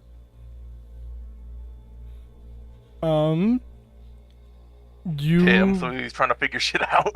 make me an investigation check. Well, I was gonna say, I'm imagining I can't tell shit with a 9 investigation. You indeed cannot tell shit with a 9 investigation. It could be anything Can- from a mechanism within the statue to magic. Oh, he wasn't trying to investigate how the it poison could- launched. He was just trying to identify like what kind of poison. Not entirely sure what it is. Yeah. Yeah, Yeah. that's all he was trying to. But yeah, since that's the case. You missed it, but Signis is actually trying to figure out like how to avoid getting Atlased. Now, and about that, I had a potential idea. 40. We could, if that tunnel on the other end visible. Well, again, this is more like the art that I'm using for the area as a whole. Like, if you want me to show you a more physical space, I could move you to the actual map I have ready for this. What's it called? What you Maybe just would try to see be where- able to see Yeah. is around 3 to 4 tunnels that seem to be visible from like the grander area where you're at the moment. In Oh. fact, I guess I'm going to just have to move you to this map right here. Yo, you're a fucking rave! Holy shit! What is this? More I have cool color off. Depending on what we could, depending on where tunnels were, to avoid traps, I have idea. Depending on how it works. Do you have to have exotic weapon proficiency just to throw a bomb, just to hit a location, not hit a target, but like hit a wall? I mean, like, why? Because I have teleportation bombs. What the fuck are you thinking? We just say if just like I was just trying to because the guy had teleportation bombs, so I was wondering if we could use them to throw to tunnels to avoid potential traps, so we can not get shot. You can That's why I was potentially trying to do ask, it. like. That's why I was sort of asked, like, do you need exotic weapon? Because bombs are exotic weapons. Do you need like exotic weapon proficiencies for people to throw them, or could they just throw them at a wall? It does feel a little bit weird that what's it called? Just clarify something for me about the Alchemist class. Can you like share bombs with other people when they're already being primed? Let me see, bombs. Because the way I understood the mechanic is like you prime them, and in that same turn you have to use them, yourself. You can create a number of bombs equal to 10 plus your Alchemist level. When I prime a bomb, when I'm priming a bomb, that's just increasing its damage. Yeah, so once per turn, you can take the use an object action to prime a bomb and make an attack with it. The phrasing of "you can" implies that you can take the use an object action to prime it, and you don't have to make an attack with it. You can do that as a step. You can break that up. Yeah, but also like that's so So here's the thing: you can theoretically allow people to throw bombs that you have made. The problem is if we look at teleportation bomb, a teleportation bomb teleports you to its point of destination. You could toss a teleportation bomb to someone further away, and they could toss it further and teleport the original thrower further on, but it can't teleport other people. Oh no, it says like you can take Yeah. a teleportation bomb. Also, boy. a couple of things to note. So yeah, we're gonna establish right now that teleportation bombs only teleport you, the original creator of the bomb. Because I'm just gonna say that if you just have free teleportation for the entire party, that's kind of broken. Yeah, fair enough. Call. The second thing, these are not crystals, Atlas. These are bioluminescent moss. What's it called? I know they look like crystals. That's sick though. Yeah, that's still cool. Like, let's stay. What's it called? Can Signis do that investigation check to just what like were you- basically find traps? Besides all the fucking statues that you're seeing that are potentially traps. Sure. Actually, well, yeah, but like the way they arc, etc., just to make sure like trajectory so that he knows how to avoid them Maybe he wants to and see what where sets to, them off. Yeah, he basically wants to see where to step to not get shot. Sure. Just roll me investigation. And it can identify them. Fuck. You're not actually, sure. can I- That shit went as fast as a bullet. What's it called? Wait. Can I actually use thieves' tools instead? Think about it now. Thieves' tools would imply As- you're trying to disarm the statue somehow. Yeah. Well, like yeah, I guess that makes sense. Yeah, like Um, Oh well. like What's if it we're dealing with if we want to deal with statues, if people have cantrips, I would just say or phrase ranged attacks. We just blow up the statues from a distance and then just move on. mhm. I mean, I could Right. do that. Yeah, it's like Besides, Explosions in a cave, but I could do that. besides the statues, there are the wall worms. yeah, but we've not encountered any of those yet, Mhm. so we don't know. Oh yeah, also Vortielite, you missed Nathan realizing that Vold had the edged card weapon. Scourgeborn well, I mean, knows and warns you all about the possible wall worms. So, I mean, hey Nathan, you can upgrade. You can upgrade the edge cards later. Yeah. Yeah, like, To hey, be you're- fair, though, Signis is just using paper cards right now. Yeah. That's one thing. You can upgrade to actually like sharpened card. Yeah, I don't know. But yeah, did- so in that case, I think like what we'll do is we'll just kind of like steady on. Atlas is going to try their best to, keep a perception check out for those fucking worms, because that sounds like the worst thing in the world. Yeah, and Rockwood Valencia, you stepped in front of a statue. Speaking of, Dex save. are these statues? Mm-hmm. Hey, remember, you have advantage because of poison. You have advantage because of the toxin. Can I, Mr. President, get down Valencia? You know how I often rule these? If you decide to do that, you will automatically fail the save. Yes, that's because fine. you're covering the I'm happy with covering that. the person. So I need you to take a d6 worth of poison damage. Yeah. Damn, bro. Rock will. Yeah! Rock will. That one burned. Even worse. Rock is gonna. Let us continue on. are you okay? Yeah, no, Signis is not taking his chances with that. He's just gonna say to Ace, stand back up. Signis is going to throw something using a cantrip. Actually, I wanted to try something first. Rock wants to see if these I wanted to see if these statues are rooted in place, because if they're not, I was just gonna turn it around. Some of them do look embedded into the ground. Some of them look a little more loose. Like theoretically, you could try to turn around, but that could set off the mechanism as well.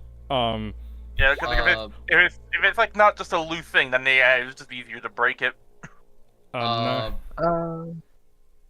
Signis is using the what's it called, saving throw. A rock can't make a fucking dexterity saving throw. Well, no, but it is an object, and objects do have AC and hit points. What's it called? Yeah, it's still. Yeah, so. So roll me still the 2d6. damage for the thing and see if it even destroys it. 6 force. Damn, 1 and 5. 6 points of force. Give me a second while I just pull out my rules for objects. You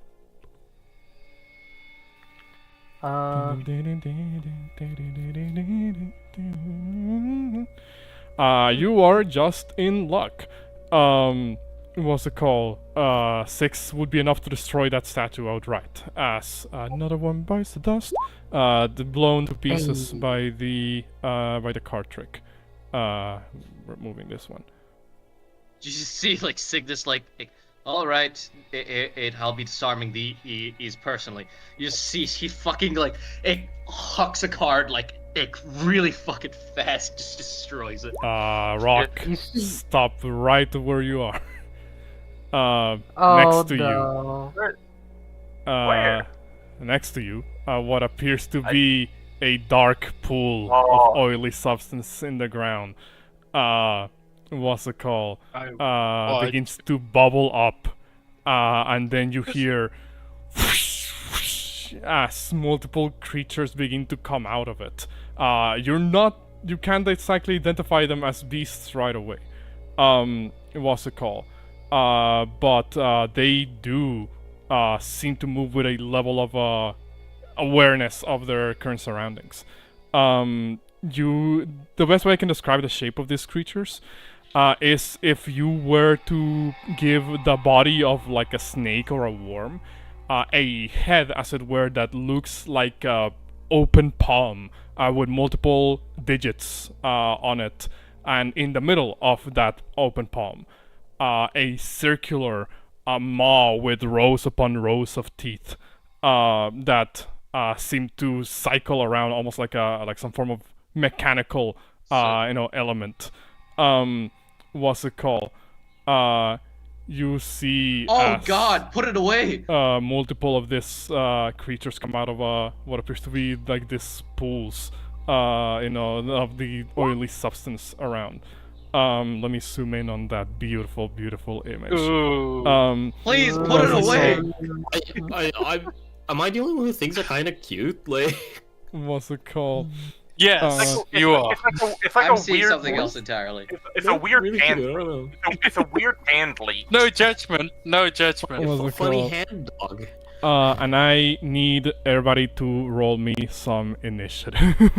Because I said that, like, I was keeping an eye out for, like, the fucking worms. Would you allow me to, like, make a reaction attack?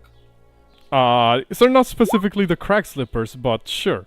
Yeah, I wouldn't fucking know. I mean, yeah, the whole Atlas does, because these are weird leech things. These could be the worm.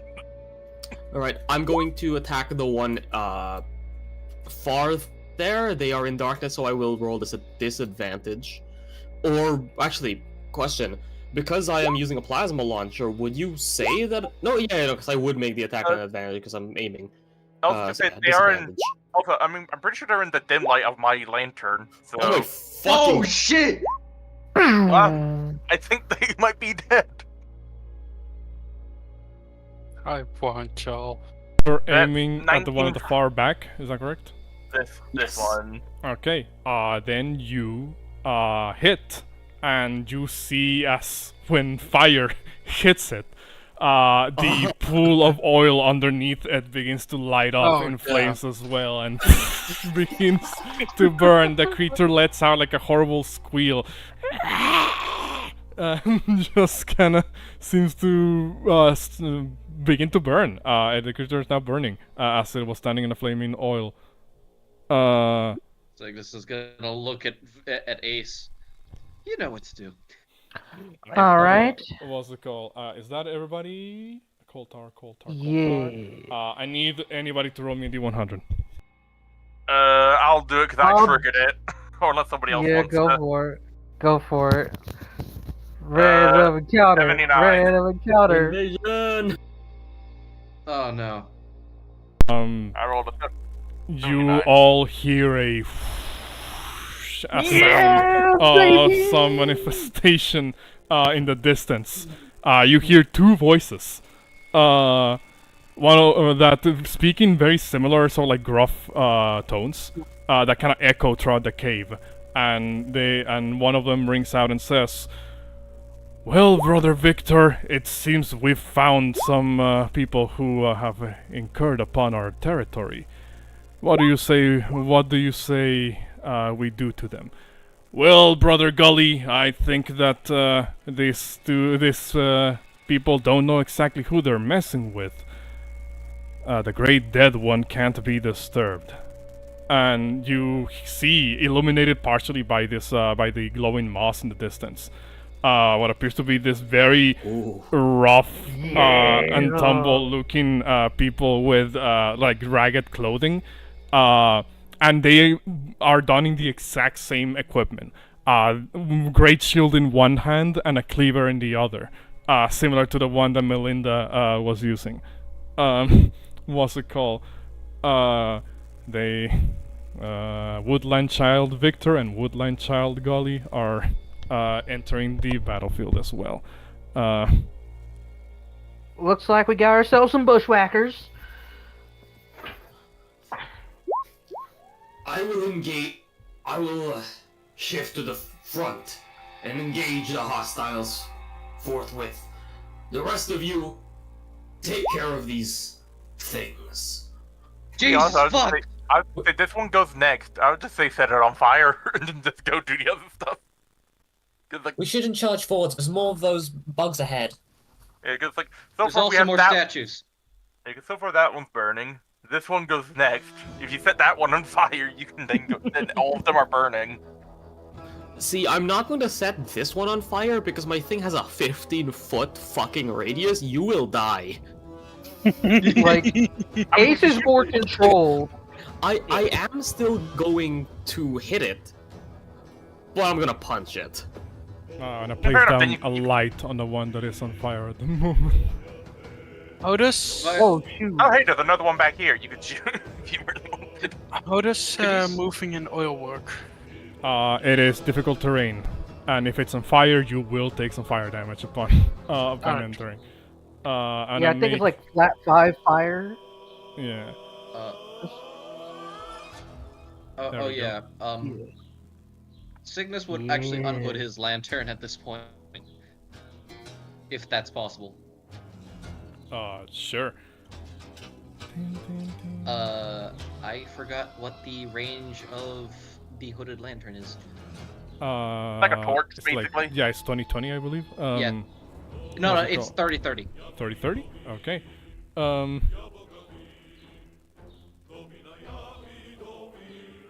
In Okay, that case, so- yes, we begin with initiative proper here.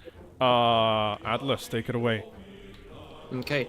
Well, I'm going to take care of this immediate threat here, or at least I'm going to engage it. With punch and a grapple. Okay. So does 15 hit?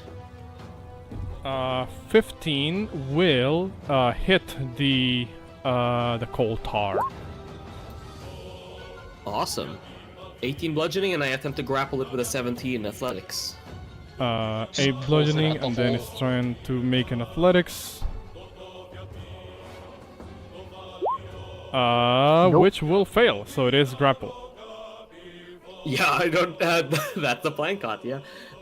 What are these things like? Just like viscous, like oil elementals, Yes, kind of like. basically. Well, no, Yeah, they so, do like- have a physical form. It's just what's it called? They are perpetually covered in oil. Okay, so yeah, I just like punch through, and like just grab it. As I'm going to, I move 10 feet, so I'm going to move 20 feet this way. While still grappling it. Okay. Let's see, so that means... And I'm going to use my, Actually, no, I'm not gonna expend, too many resources. I'm just gonna punch it again. Yeah. Okay. I was gonna say, if you, depending on how you moved it, you could have just jumped in it. I have, advantage, Wait, because of, so hold on, did you exchange an attack for a grapple, or is the grapple part of the attack? the grapple is part of the attack, Okay. because of the grappler feat. Uh, And also because of the grappler feat. oh, okay, I yeah. have advantage. So rolls against you, them. that's a 20, that does hit. Yeah. For another 8. 8 points of bludgeon damage on the coal tar. Yeah, and I'll end my turn. Okay. Start of Woodland's turn. Yeah, at the start of Woodland Child Victor's turn. Shieldbearer will use one of his reactions because, like I said earlier in chat, I readied everything and stand here to protect everyone. Okay. This is active at the moment. Alright, bonus action shield bearer. Well, that was already active. Like I said, I took Okay, my yeah, no, my defensive bad. things to have it active, and now I move within range of people. Okay. yeah. Okay. Anything else with that reaction, or? No, that's it. Okay. Unless I want to hit Signis. In that case, at the start of the coal tar's turn, AR, this one will look at you, and we'll see what the coal tar will do.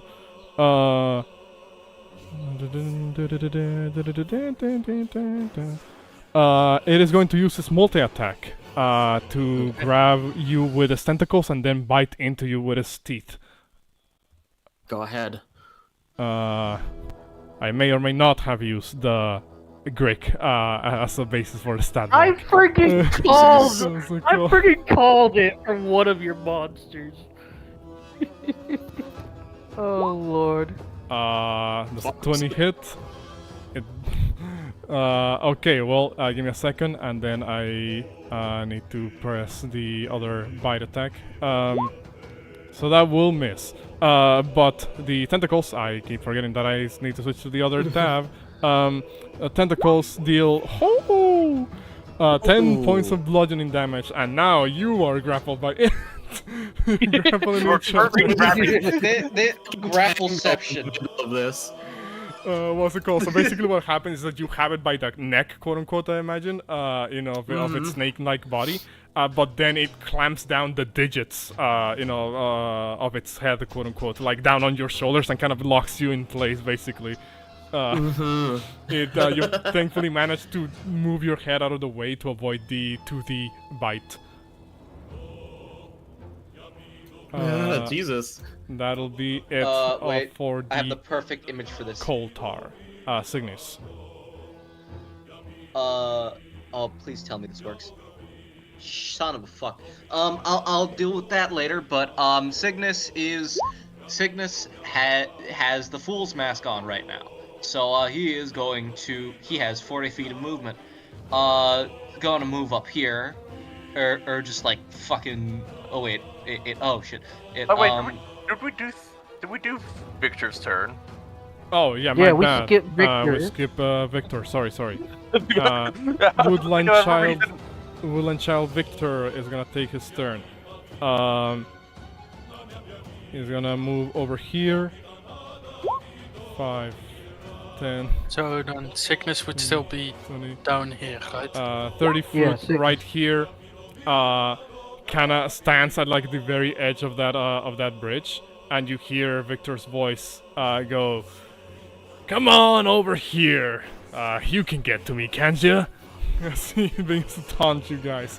For now, Woodland Child Victor is going to use a action to dodge. A lot of bluster. They're over there. They're Vic. Why don't you come out in the light and we can see your ugly mug? Only my brother calls me Vic. What's it called? Cygnus, is your turn. Signis is going to run up 40 feet. Wait, was that? Okay, give me a second. I need to like figure this shit out. Yep. Well, hello there. He is not going to hesitate. Unfortunately, we do not have time for this. Signis is going to do a little bit of a funny, a little silly.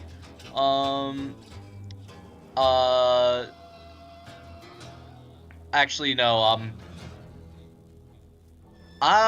Can I? Shit. Actually, can I hold a spell? You'd be holding concentration at the same time. Yes. So when keep you that hold, in mind. When you hold a spell, you are beginning to concentrate on it, basically. So keep that in mind. Yeah. Signis is going to say well, look at you. You look like a cute who just crawled out of. You look like you just crawled out of the muck. Vicious Damn. mockery. That is not a DC 0. That is wrong. What the fuck is this? Try going into your spells. Yeah, it's 15. It's 15. Yeah, I'll go off yours, the DC 15 from yours one. Dang. Woodland Child Victor fails. Takes 5 points of psychic damage. You mean emotional damage? Disadvantage. I'll have you know it was the best mock you could find. Damn. Rose secretly crying.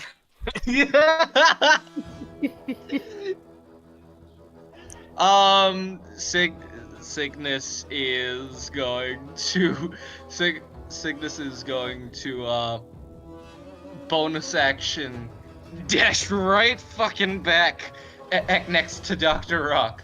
Okay. I'll tell you this right now, Sickness. If you stay there, Ace can see with dark vision because of the light. I might then just move over here. Okay. Or Move right over next there. to Atlas. Just for sake. Maybe one up, just so you're not like next one to the back, cliff. so you're not going to die off a cliff. There you Okay, thank Yeah. you. I can still see them. go. Yeah, What's it like, called? just for the sake of safety, let's avoid In that cliff. case, But damn! if that Can't is believe I pulled that off. that is your turn, then Ace, go ahead. Alrighty. So going 5 with 10, let's see, 5, 10, 15, 20, 25 gets the right here. That is a cliff. Yeah, yeah, that is cliff. Okay, so 20 gets me. 20 gets me right here. Alrighty. So what you doing all by your lonesome? Didn't you say your brother was joining this little shindig? As Ace kind of spins out Lady Luck. My brain had the most potentially fucked up idea. Okay, roll me. What are you gonna do here, Ace? Yeah, Ace, what she's gonna do, since it's mostly dark and... No, we're gonna save that for the big boss.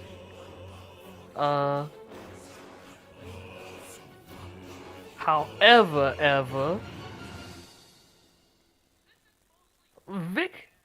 Vic over here, he's about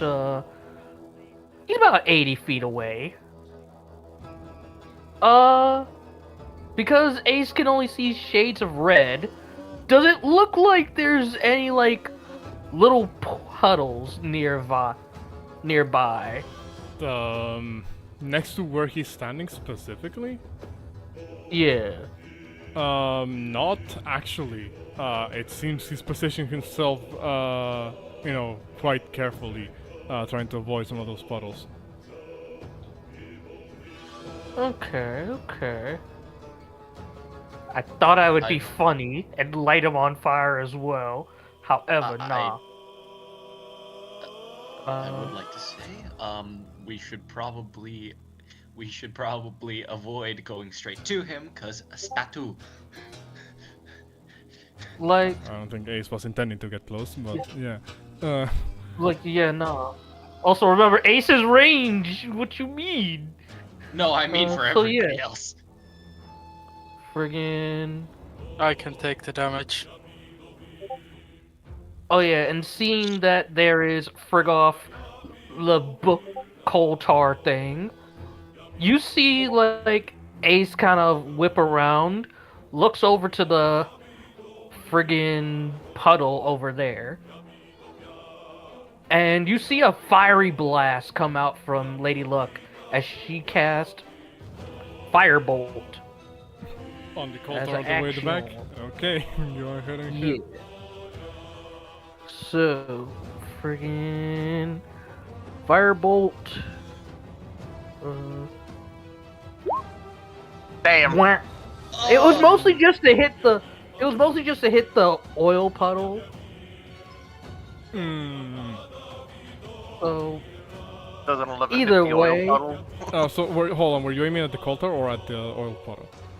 Like the oil just set it on fire. Okay, so yeah, there was no real need to hit. I'm just gonna say you will take your action because you're casting a spell.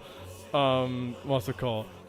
So you shoot a firebolt at the old puddle that coal tar came out of, and you see as it begins to light on fire as well. What's it called? The coal tar is now on fire. And because of that, with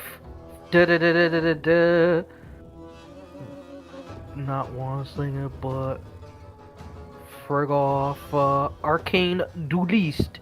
As bonus action, Ace could just fire off one of her shenaniganries. So, Lady Luck, do your thing. Hit this dude. Who are you aiming at? Vic over here. Does an 11 hit? 11 won't hit because he's also using a dodge action, so attacks are disadvantage. Oh yeah, that's right. Disadvantage. Let's see. I mean, like I said, 11 anyway, so what's it called? You shoot over there and you manages to block it with his great shield. I don't know what that was, Brother Gully. You think we should take it for us? Right, we should, Brother Victor. Ain't Ain't no grubby bushwhacker gonna take lay luck from me. And you see Ace's hair start glowing a little bit brighter. Now it's 10 feet of dim light. For like a quick second. Alright. Anything else, Ace? EOT. EOT. Actually no, because... Wait, no, we gonna move like another 5 feet. 25 right here. Just in case these guys will pop out. Because we don't In that know. case, Dr. Rock, go ahead. The fucked up idea my brain had is, this is the rock bridge, and I have explosives. Mm-hmm. We don't know if there's a... You gotta get over to the I other will side. say you do feel the stench of the rotten stench come from the other side of the bridge. I know. It was also just a case of, I'm not gonna do that. Hey, we need to go over there, and also it's like, that feels a bit much. So I'm currently thinking, what would you guys... You say the garage. I got two options. Either A, fly in the chasm a bit, shoot a bomb at this oil puddle over here and light it on fire, or move up and shoot one of these fuckers with a firebomb. Play American Idiot. Go for it. Blast the dude. Well, I can't shoot the dude. I can't get close enough. But I can shoot the oil puddle over here. I mean, at the very least, you'll give more light, so we can see anybody else that's back there. Flying upwards at an angle, so I don't trip. So I'm not in front of any of these statues. I'm gonna fly my 30 feet upwards to. Let me just grab, right click, 30 feet. Let's go back here. And this. I just want to let you know you are currently hovering over the chasm. I am aware. But I've got flying speed. Yeah, but not hovering speed. So if they knock you prone You just anyway, you immediately fall in the chasm for 600 feet. It's 500 feet. 500? Oh. Yeah. Well, You immediately drop 500 feet for fall damage. Yeah, I thought 600. Oh yeah, go ahead, Doc. I'm gonna shoot this puddle over there with a firebomb. That's just a regular bomb. Okay. Because I can't shoot that guy because I have this. I could gamble on that guy because I have disadvantage anyway. But it's like I may as well just do this puddle. You're gonna throw the just puddle? Get more light. Light on fire in case of any. Hey, it might kill it. Might burn anything in there. You drop a firebomb on that, on that puddle, and much like with the other ones, it does actually begin to light on fire, and you even hear a squeal of pain as another coal tar appears from the puddle. What's it called? Yeah, Gully. Already on fire. Yeah, John Gully. Let me fucking put the coal tar on the map too. I actually opened up a tab that I didn't mean to.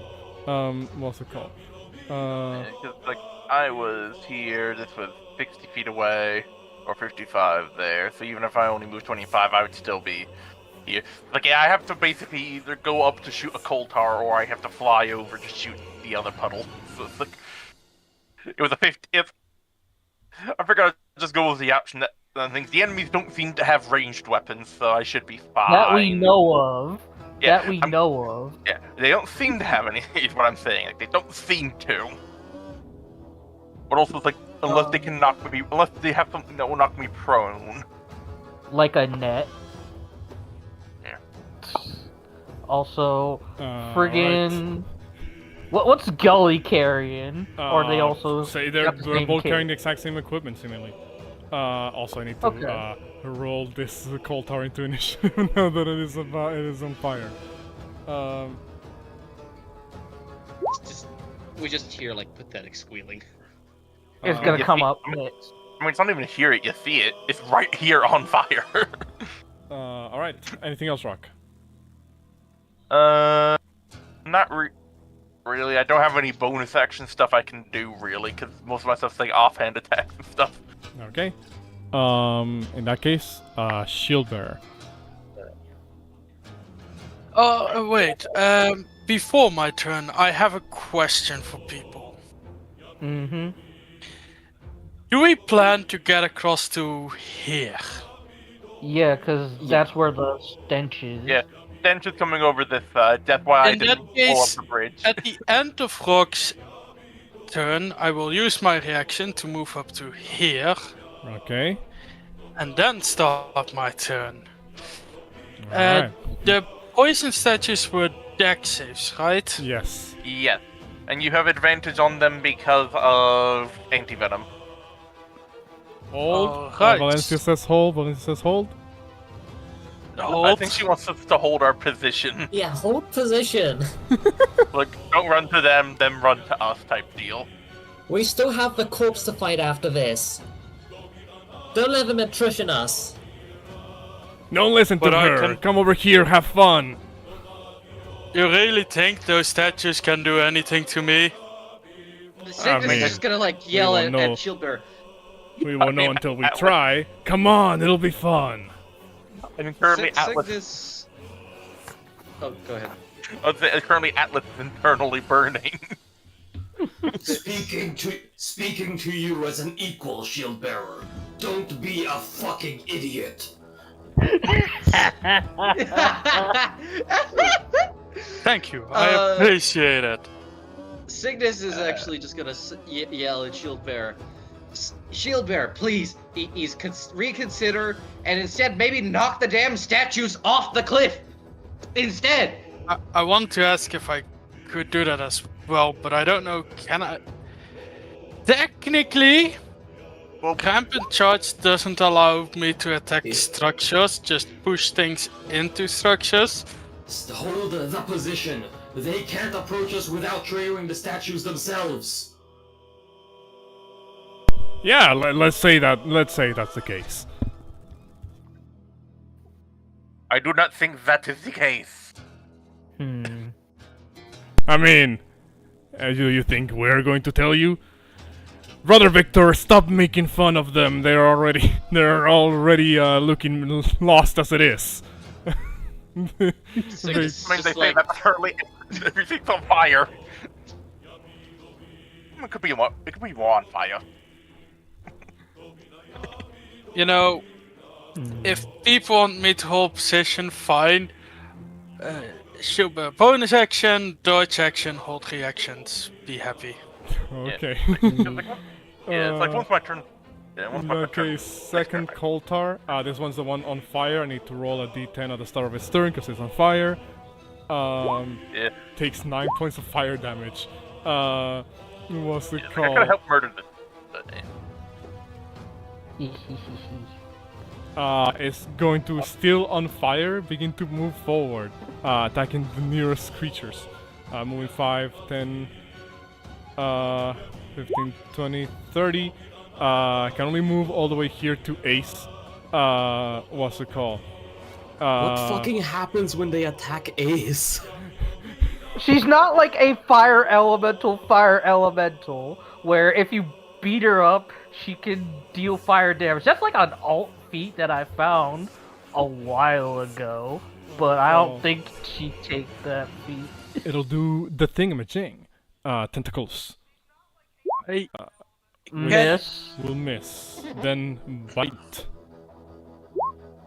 Miss as Miss well. again. It's too busy being on fire.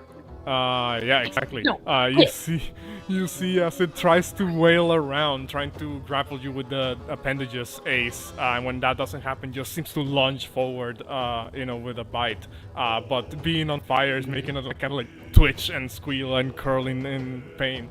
And, seems to not be able to get it. Yeah, like, as it tried to bite Ace, Ace just bats it away with her boot. Like, no, get it. Okay. Valencia, you're up.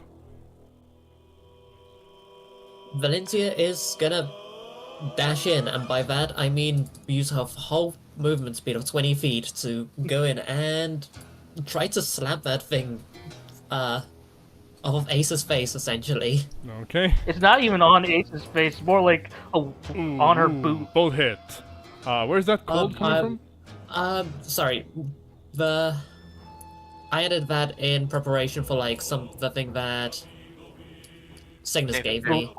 I didn't apply that yet, so ignore the cold damage. No, okay. So it's 20 points of damage instead.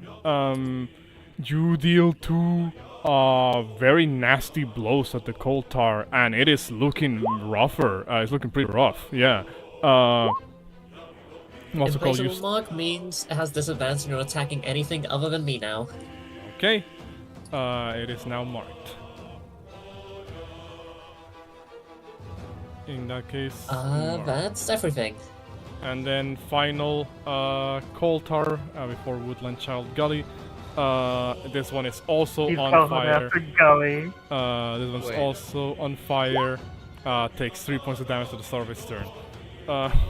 Hold up. When it ran over, it went over across the path of the statue. Oh. Did You trigger? do notice that the statues don't seem to register these creatures as targets. It doesn't actually seem to. The statues don't seem to actually react to these monsters. Well, that makes things a little bit more difficult, and I have a feeling that they might not be affected by the statues. 25, 30, 35, 40. It's going to make it all the way down here as it dashes all the way down. We're straight into flanking position. Thank you. Well, I mean, they don't know. They're just they're just monsters. They don't know they're being flanked. He's just No. a little boy. Woodland Child Gully. You see as in an instant, kind of seems to not drop, but do a quick swap as it switches. He kind of puts the cleaver on his back, and then you see as materializing from a bag of holding, pulls out a gigantic great bow and aims forward. Oh no! Oh shit! Yo! Wait a second, I can see him now! Thank you, Rock, for giving me vision of this dude. No problem. Because otherwise I wouldn't have been able to see him. Let's see. It is going to yeah, he can benefit from one of his features when using a ranged weapon, but he can still shoot.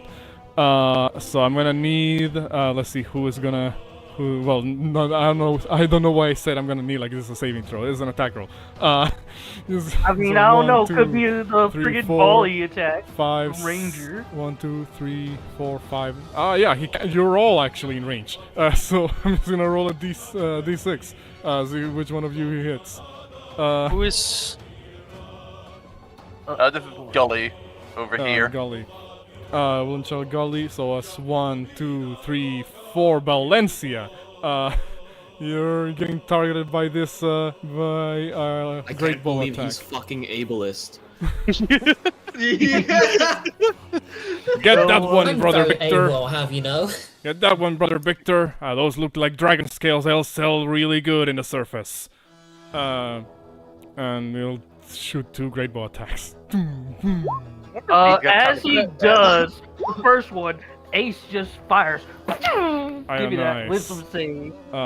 So Woodland Child Gully must make 5 a, or more. 5 or more. make a wisdom saving throw. Here we go. An 11 or below. No! They got an 18. God damn it. Dang, they pass. So yeah, they just see this bolt of energy whiz by them and just duck instinctively. Dang it. They're slightly too shaded. What's it called? So that does mean the attack goes through, right? Is that correct? Yeah, that yeah. means If that it- goes through. Meaning If it that fails, they shoot. Yeah, they fail, they shoot themselves. That was a 24 in Valencia, because you're well illuminated, so they can see you. Yep, that definitely hits. This is a great. Okay, not that bad, I actually. fucking It's- refuse. What's it called? Yo! Yeah, I did First these spell sheets a while slots of ago, the so I have a day. couple of typos there. Accelerate, decelerate. So go ahead and roll your d6. Yep. 4 plus your spell mod, which is, so long as it's +2, that means it takes nothing. Yeah. It's I have a +4. And Yeah. the arrow you just kill all of its momentum.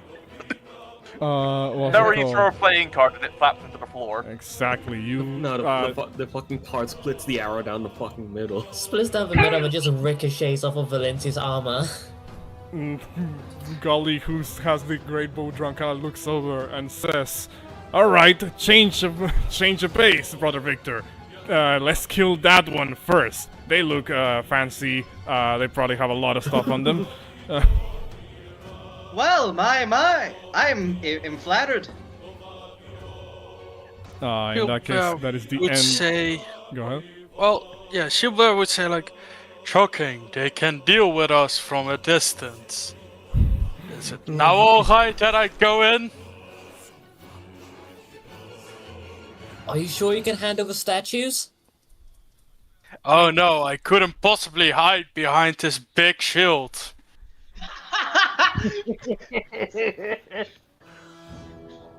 Go Yeah. ahead then. Yeah, you're going. Yeah, alright, on the end of Gully's turn, Gilbert will rush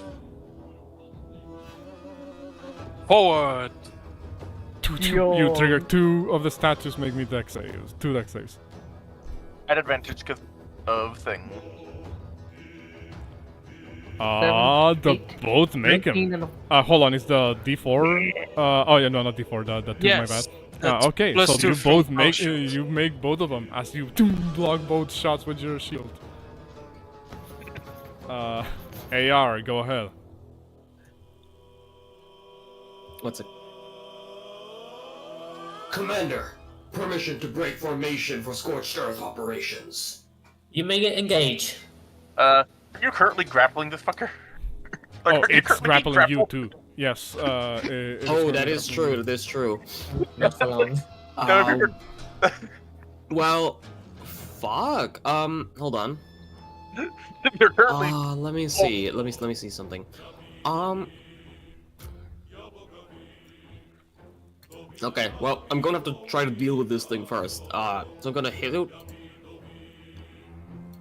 Pits. for 9. For 9 points of damage. Okay. It is it not looking that- rougher. Not Okay, quite just yet. I'm going to use a smite on it. Ooh, okay. Go ahead. Damn. That is thunder damage, by the way. It is dead now. You get rid of the gold tar. Just like punch its head off, and Whatever consequences ahead in this body, but yeah. yeah. You punch it in Oh, the mouth yeah. and then unleash a sonic boom into its face, and it just explodes from the middle. Mm-hmm. There's just oil I'm- everywhere now. I am gonna say this. When you had described both of them grappling each other, I imagined this. What's it called? Vorti, how high is the ceiling? You can't tell at this point. That's good news. That's only ever good news. Flying 60 feet up and also like diagonally, like, you know, like going as far high up as I can. Going over to Gully. First of all, I'm going to drop the oil, like the coal tar's body. Like I'm just gonna like chuck it down at him. Okay. Oh fuck! I guess he has to make a dex save, you know, to dodge it. So we'll enchant Gully. Here we go. Failing. So how far up can I get? I mean, I'll say you. I'm gonna cap it at like 40. I'm gonna Okay. cap it at 40 here. The thing is that the way that I envision this area, like the ceiling is so high that you can't even like tell like how high it is. But like, so like, I mean, if you Are you intending to like maximize your like height here? Or? Yes, I am. Okay. Well, how far up can you go? I have a 60-foot flying speed and I can move diagonally, so technically 60. So 60. All right. Well, yeah. Then we can say it just goes a full 60. All right. And as I throw it, as I chuck it down at him, I will begin to fall. Okay. Now implementing meteoric incineration. Oh fuck. I'm gonna Jesus. do a plunging Yeah. attack. So that transfers half the damage to him. Is that it? Yes, I'm half forgetting. the falling Okay. damage. Yes. And it's also gonna take a little bit of extra because an object was dropped on him from a height. Mm-hmm. Okay, so Oh Jesus Christ. I take 8. Yeah. You And- take 8. He'll take an additional 8 from this hit, and also Because of meteoric incineration, has to make a dex save or take 66 thunder. Oh Okay. Jesus Christ. in that case, Woodland Child Gully will switch to my God. another. Well, not switch. We'll try to make the save. 18. It makes it, unfortunately. So it takes half of that. Still 10 damage. Yeah, as Damage is damage. they just see me rocket up, kind of like disappear into the fucking darkness, chuck a oil dog at him, and what happens is like ends the booster, foot down, and like kicks into the coal tar, and just like uses that acceleration to just drive into him. Yeah, I- like, regardless of I- Points of damage. 30 damage, you know. Also, the other Coulter has to make the dex save. Yes, I know, Nathan. What's it No, called? no, I was gonna say if Atlas was one square below, it would have procced the other cold tar because it's 15 feet away. Ah, damn. I mean, hey, it is what it is. Yeah. So It is what it is. Also, because this was an alarm strike, I'm going to attempt to grapple him. Okay. Oh my God! Golly will be- Oh my God! No, he can't beat that. Now, I was gonna offer something. But I guess you don't really need flanking, do you? No, not really. But I was thinking like my two options are either teleport bomb over behind here, stab him in the back, and get flanking with you, or go help murder these things. But it's like I'm guessing you're fine with that guy for now, so I'll go help murder the other things. Yeah. I mean, What's Gully's fucking reaction to all So of throughout all of this? this, at first, he's like shooting with the great bow from a distance, and then sees you like begin to jet up, and he kind of like looks up, tries to aim up with the great bow, but kind of loses you in the darkness, and then well, first of all, the Coulter falls. Tries to dodge, but actually, is unable to properly make it. So takes. I forgot to roll the additional damage that he would take from this.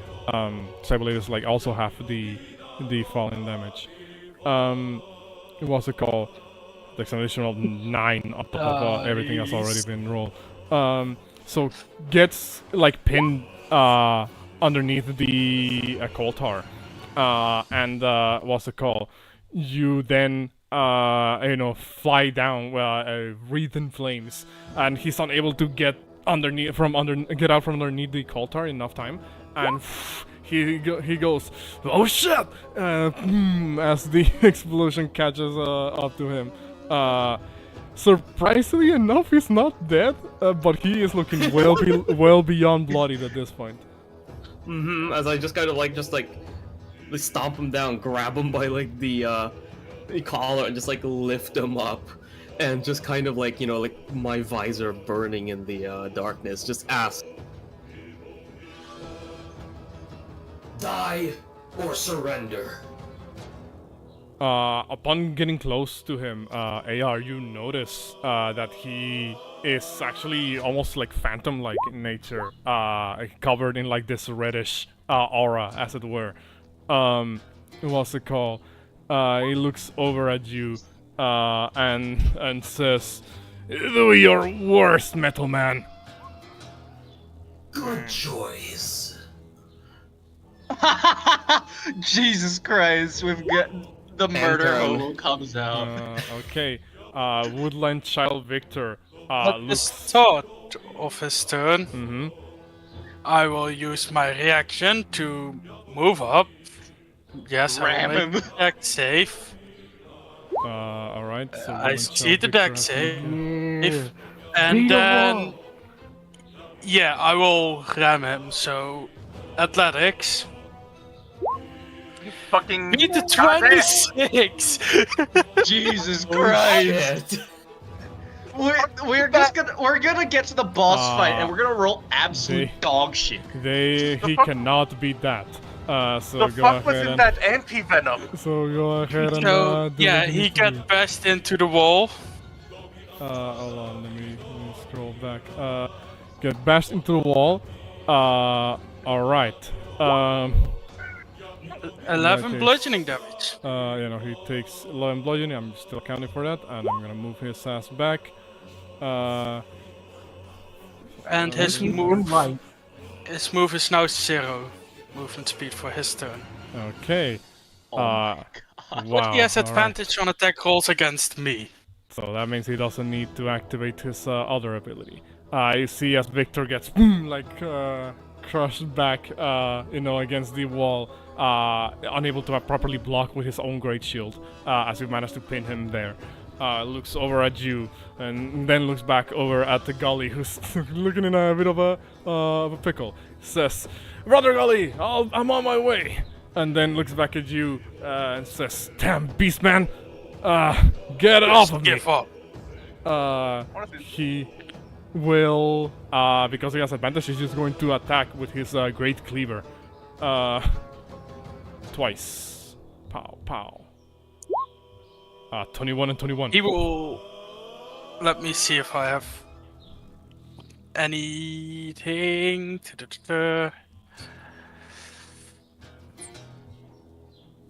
You are outside my range. I'm so interested if these guys actually count as undead, but it's like everything's kind of just They handled on don't. that side. I don't need to get involved. Nope. Alright, both will hit. Because he Just my needs to AC's get 20. you out of him as fast as he can to, get to help his brother. He's going to activate his once per short rest ability, Ferocious Surge, to turn that first hit into a critical hit. The freak you mean? no! The freak you mean? Oh god! So first of all, pow, with both hit, and then the additional D10 because of the damage. So that is 28 points of slashing damage on Shield Bearer as Victor just begins to hack at you with his great cleaver in hand.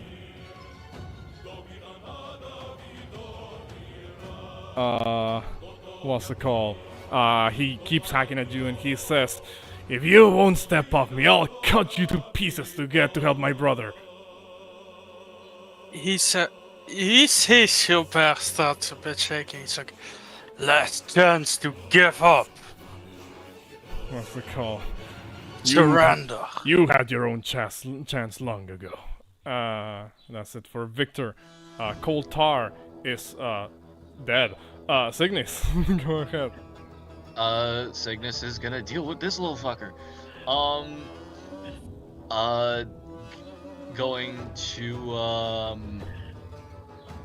He is going to, first of all, make an attack with the cane. Gonna hit him with the old golf club. 4. Hits.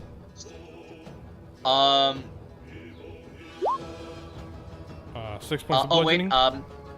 Wait, I forgot to add sneak. Oh yeah, add a sneak attack. That will be an additional 2d6, baby. That is a shit roll. Wait, that's a 1d6. Still kind of shit, but hey, I'll live with it. So 7 points of extra damage on the Cold Tar. And then going to use Nick for the knife and slap him with the card. Fuck. That's gonna miss, ain't it? That will, even with a +2 to flanking, that still misses. Yep. Yep. Fuck. Wait, actually, I forgot. I really should be using these more.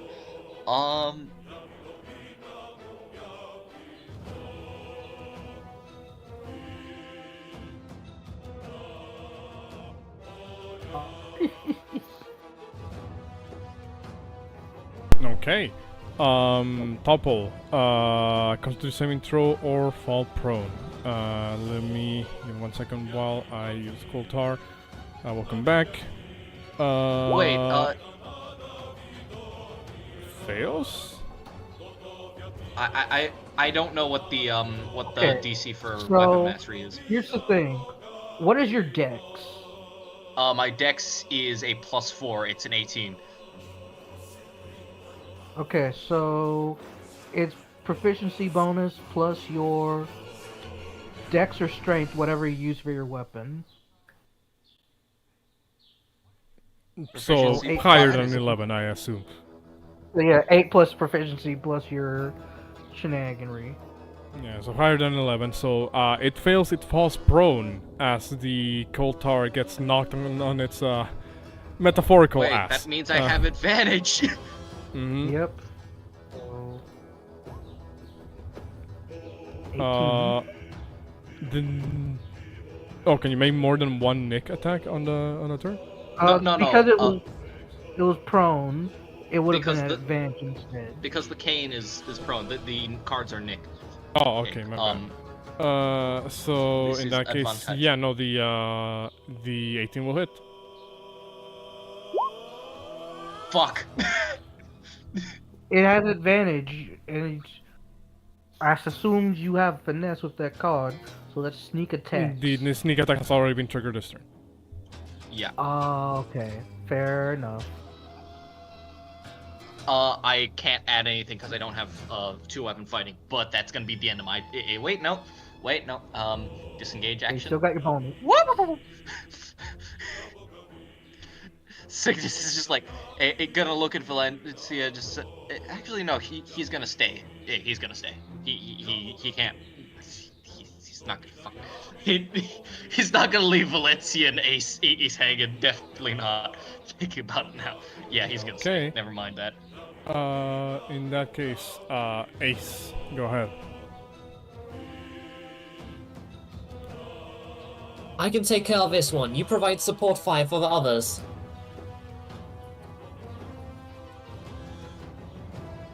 You're giving orders. You see, like, Ace starts billowing a little bit of smoke. Like, the friggin' comment of, "Hey, yo, let's take friggin' Lady Luck and sell it," kinda ticked off Ace a lot more than you realize. And, like, part of her words, you don't understand a thing she's saying. It'll I guess for Rock, we kind of hear it as friggin' primordial, kind of echoing. Friggin' hold up. Okay. All right, you all right, you yellow-bellied bushwhackers. You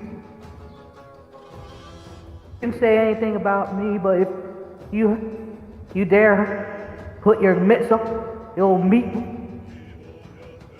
mitts on Lady Luck, it's gonna be tarnation to pay. As you just see Ace just fan the hammer, as she casts magic missile at level 2, and hold up, got sound for it. We're just.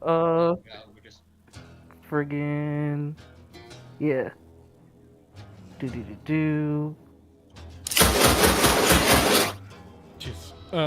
What's it called? Who are you casting magic missile on? 2 missiles at Victor, 2 missiles at Gully, because this is level 2. Okay. Roll me your So, magic missiles. friggin' magic missile. 6 points of damage to Victor. 10 points of damage to Gully. Okay. Give me a second while I calculate that. Golly is now on his last legs as the magic missiles hit him on the side of the ribs and he begins to spit blood. And Victor still looking relatively healthy. For now. And like, not even caring. Just friggin' instinctively no look shotgun blast as a bonus action with friggin'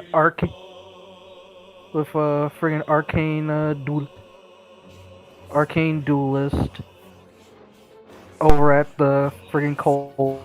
Alright, roll me. Tar. Okay. I'm an Double down. idiot. Strength save. Give me a from strength save. The coal tar.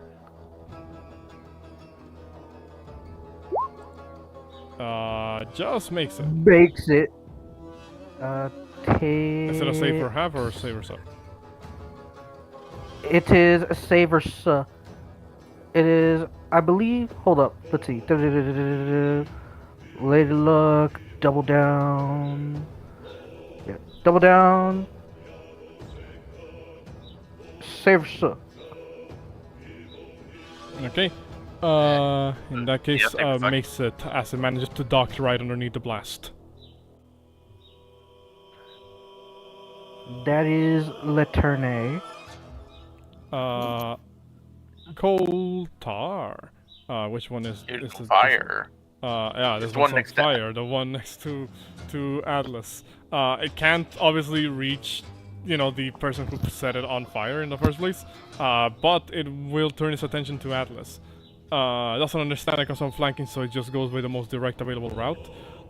It goes over to you, Atlas, and just begins to tentacle and bite. Why do they always successfully grapple Atlas? They always You know, grapple. They never. There's something to be said here, but I'm not gonna say it at this moment. Do the damage. There is something to be said. No. That is for later. 11 points of bludgeoning damage as you begin to get crushed by these creatures' hand-like appendages. Does that mean that AR is burning? I wasn't no. thinking about it. Oh no. Actually, yeah. no. Damn it, Let me roll a Yeah, d10 to see. The One counter point takes of one fire point damage. It's fine, y'all. Remember, I have resistance to fire. Yeah, all three of the folks who fire. AR, you are also now burning by Sick. being held grappled by the burning coal tar. You fool, that just makes me cooler. Should I come help out over here, or should I just go over here and murder these things? Just get rid of We've those got things. it handled. Yeah. That's it for coal tar, Dr. Rock. It's like I'm currently either flying over here Deal and with shooting. Victor. He's the main issue. Like I can't really get in the melee of him unless I use a teleport bomb, but I can also just shoot a holy bomb at him and see what that does. So if our party members on half health, we should probably help those ones. I Yeah. mean, healing would be nice, but otherwise, I can't please heal. don't throw bombs at me. Oh no, I can take a bonus action to just make it only affect the person I shoot. Then kill Victor. Then I'm gonna go. Let's see. Yeah, I'm gonna go just right here, so that way I'm not next to any cliff edges. 30 feet over here. Also gives more light. And I'm gonna shoot a holy bomb, taking my bonus action to make it only affect Victor and shoot Victor. Okay. In that case, go ahead and roll me your thing. Of course. Sadly, the bomb kinda, you lob the bomb at Victor, and even though he's getting pinned like against the wall by shield bearer, he's able to lift his great shield in just enough time to kind of make the bomb bounce away and detonate, a distance away. Yeah. I'll just kind of see a radiant, a flash of light go off in the distance. Like Do we I actually made see the anything while the light goes off? Actually, no. Signis is focusing out on the enemy. I made an attempt. I guess you would see something, in the darkness down that direction. Actually, what's it called? It's very very minor, very small, but that little flash of light, you're able to pinpoint a hole in the wall of the cave. Actually, what's it called? Yeah, where that is visible. I hate it. Where? Ah. Hello there. Oh, fuck. What's it called? So you're pro. But just as soon as it appears, it disappears in a flash of light. Waterbeard. Don't wait, worry, if you didn't don't worry see it, about it. You didn't Don't worry see about it. Don't Oh, worry no, I was about asking it. because I was. No, it thinking was about I put something else. down something It was a in the joke. map for a little bit, but then I removed it. But yeah, don't Okay. worry about it. You're not in a position of danger at the moment. So go ahead, Dr. Rock. What do you do with the rest of your turn? I can't really do anything. I've moved. I used my bonus action to take away the AoE of my bomb, and then I shot Victor, and I failed. Okay. I'm not gonna waste an axe surge on this fucker. Okay. Shield bearer. You're still up against Victor. Yes. First off, bonus action shifting. You're evenly matched. Your fates are intertwined. They're attached. I've got people to attack. Friends I got. I hate you. No, there's no terror. Minimum. Yeah.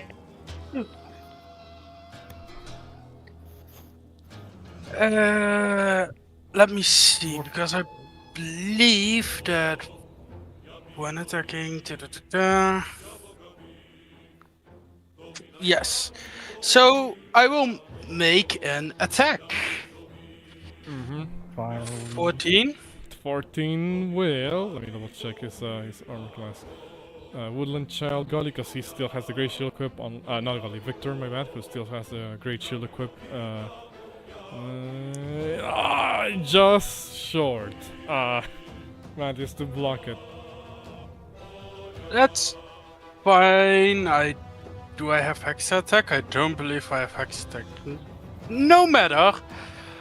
He can take an up attack. He will take one. He miss. And then I will bash into him. Okay. He'll make a strength save. Question mark. 21, he succeeds. But he got Damn. that fucking 20. Of course he did. We are getting so many today. So does that mean he takes no damage or half damage? No damage, because he doesn't get... Pinned. Knocked into the wall. Yeah, he doesn't go with me. Okay. The Anything charge else? ends if you get into the opponent's... yes, I will move back 10 feet, because I still have movement. Okay. And then hold both reactions. Okay. In that case, Coltar over here next to Ace At and the Valencia. start of the Coltar's turn, Go ahead. I also gonna roll. Yeah. I move into it. Damn. So hold on. First, I'm accounting for the damage the Coltar just took. That is looking on his last legs already because of the fire damage it just took at the start. Yeah, Valencia's just gonna be able to fucking spin attack what's too. it called? Coltar's death. only And then- 15. Victor has to make a athletics check. By one. Yeah, You know, Victor's, The thing Victor's is, the G right now. my reaction is to move 30 feet. I only moved 10. So I move back 10 and dash again. And dash it again. Victor, roll 20 That again. almost sounds like I Roll. can, that shouldn't be possible, but you know it is what it is. Will and Shell Victor makes 17 and fails. I mean, roll me it's damage. only in specific niche situations that I can do it. Yeah, the only time Because- he can it's only if an enemy has a wall. Yeah, and if it hasn't succeeded, because when it doesn't succeed, it doesn't take up the complete movement. Yeah, because Takes Because an then additional certainly 6 points 6 of damage, and he's prone. He is looking bloodied at this point. He's prone. yeah, He's prone. yeah, like if alright, it was on the bridge, this wouldn't work. The cold tar Yeah. has disadvantage on the first attack. It doesn't target Valencia. So Valencia. it's going to use his ability to target both Ace and Valencia. Uh-oh. What's it called? Oh no. Is going to activate the swipe ability. What's it called? You see as it begins to spin and its lower sort of like snake / worm, part of the body kind of lashes out like a whip around. Does this count as an attack? It does still count as an attack, so it's still a disadvantage, but it is the only thing it has that can potentially hit both of you at the same time. What's it called? 15? Hit. It's. Wait, Uh, 15? Misses. There we go. 15 all hit. creatures within 5 feet of cold tar with the same attack roll. And I use Implacable Mark to strike it back. Alright, 20 hits for a shit. 6, and an additional And 2. an extra 2. How do you take down this cold tar? Yeah! Bitch thought. I imagine as it just like hits Ace, I just imagine an ordinary slash. Honestly, nothing special. It's just a cold tar. Okay. It whips around, its tail cracking, like a whip, and strikes at Ace on the side, but right as it's about to hit you, Valencia, you cut its tail lower half off, and, basically in half, you cut the creature in half, and it wails around on the ground for a little bit before going still.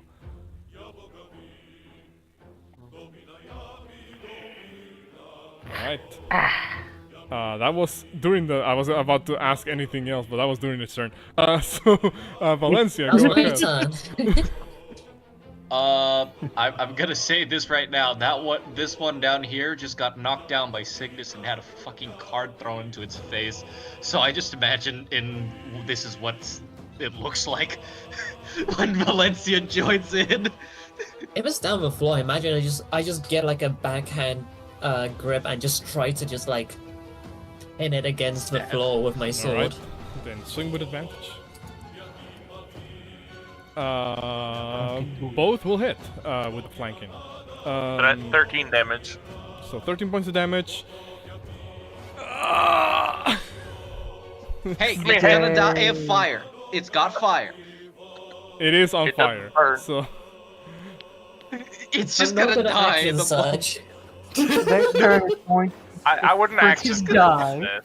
It is going to die next turn. Don't worry It's- about You're, it. It's remember, gonna you die of fire. also Valencia has been telling us to save stuff for the ball. Be hypocritical to then waste resources on a thing that's burning up to to you, death. Valencia. What do you do? It's pinned against the floor. It's prone. It's burning. I'm just And you gonna pick- let it die. Are you Prone, he moving also away has or are you staying right advantage. there? I'm just gonna stay right there. Okay. I haven't got the movement anyway. Signis and Ace can go help the others. Alright. In that case, at the start of Koltar's turn, I just roll a d10. And indeed, the fire is enough to finish it off as it burns on the ground. It dies so fucking slowly compared to its other guys. By the way, I have a question. Yeah? Because AR is burned because the Tar dude grapples him, but AR is grappling Gully. Does that mean that Gully isn't burnt as well? No!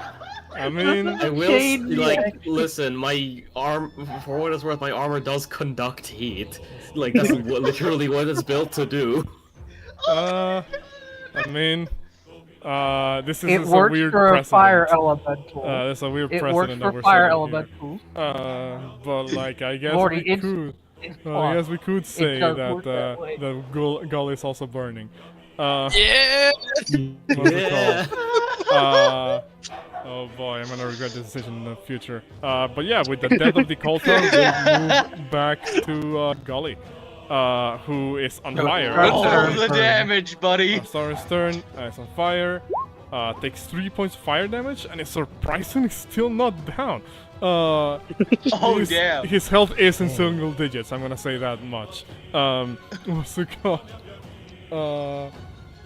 Yeah, no, he needs to get out of here, and he needs to get out of here fast. Golly is once again going to quick swap his great bow and the cleaver, and he is going to look over at you, Atlas, and yeah, he needs you to go down today. Yesterday would have been preferable, but today, what's it called? He's going to use. What does he have here? Yes, he's going to activate Reckless to give himself advantage. Okay. He's a berserker. And then he's going to do 2 swings with the Great Cleaver. Both hit. And you know it, he also has Ferocious Surge. Make Awesome. it a crit. So he's gonna turn that into a crit. What's it called? Give Got that to healing me, rock. Dungeon Master. Wait, what is it? I said, give that to me, Dungeon Master. Okay, sure. What's it called? Why you gotta make it weird? I just need. Actually, first of all, I'm gonna roll the damage for the regular swings. So, pow, pow. And then he's going to activate his Ferocious Search on that first one. So that's an additional. 30, 15, 21. 21. Dang it. Does that put you You down? wanna know something? No, I'm still like what's it called? Like Gully, like, you know, like slashes in, and like I think like, you know, there's like a thing where like, you know, you slash into like the side, kind of like the neck compartment, and there's like a gigantic spray of blood as like, you know, you see like out of the visor like blood like cups out, and Gully just kind of sees the visor, like, you know, the helmet like kind of like slowly look up. So close. I am going to say, some of that damage is not gonna hit. You're using another spell slot? Yeah, I am sorry. If we have Atlas, our fucking DPS, on like negligible health, the one that consumes health, that is not gonna go well. Okay. So roll me the thing. Okay, let's see here. That will be a d6 plus 4. That is 7 damage reduced. Okay, thank you. That Okay. helps a fuck ton. What's it called? So yeah, you say that to Gully, and he he basically has like this expression on his face where he seems like, you know, his eyes are bloodshot. He's just seeing red at the moment. And he says, "Even if you take us down, the Great Dead One will take care of you right away." Great Dead One. Interesting of your final words to start describing yourself. Set for Gully, and we're at top initiative, but I believe we are basically on end time at the moment because we started a little bit later than usual. Can I just like punch him? Yeah, could we just finish this little fight? It's not gonna take long. Okay, like Yeah, that's it's not gonna take that's long. where I was Everybody's leading gonna with fucking my jump comment. Victor. You know, my question, like if you guys would just want to wrap up, go for the extra bit. What's it called? In that case, yeah, go ahead, Atlas. You know. Atlas kind of like raises their fists as they are fucking burning, and says, For what it's worth, I respect your brotherly camaraderie. Let's make sure you don't miss each other on the way to purgatory. Damn.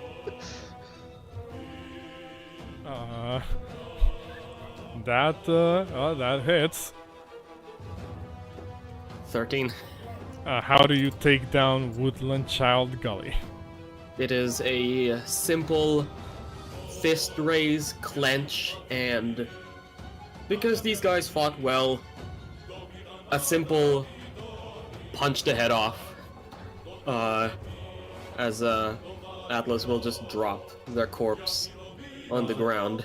What's it called? As Gully fall, as you punch Gully, presumably with enough force to knock his head off. Right as he dies, you see his body begin to discorporate. As the reddish aura that was covering him seems to cover him, and then seems to consume his body and seems to disappear. Atlas is going to kind of be confused, but is going to just like pay no mind. They haven't like killed a person yet, so who knows. Can I use the small smooth silky stone as a bonus action? Healing, because it just says you may crush a stone in your hand and you regain 3d6. Sure. It doesn't specify. We're gonna say it's a bonus action then.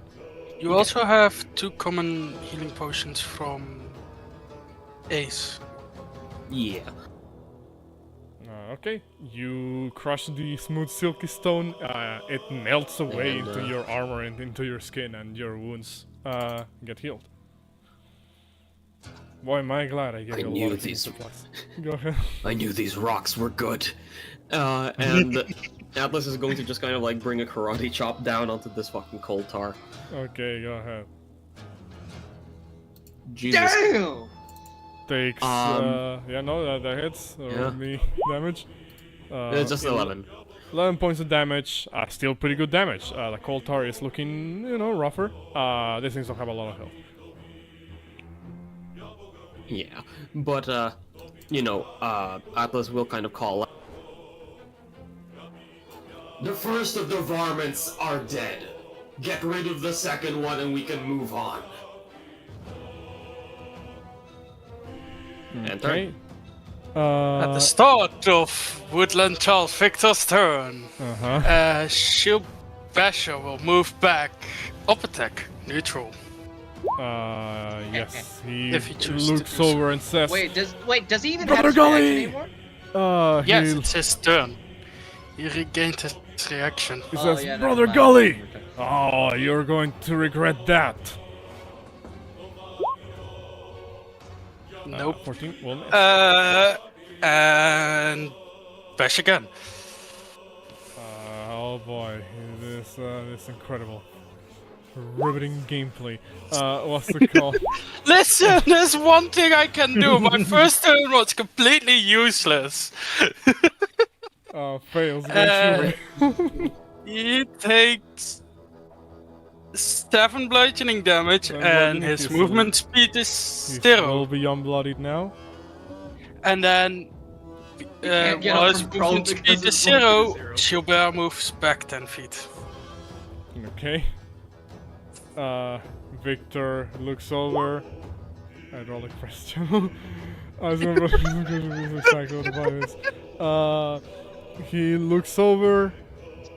He can't move because he's still prone. What's And it called? speed is 0, And yeah. speed is 0. Amazing, right? He can't really do much of anything other than damn, what can he do?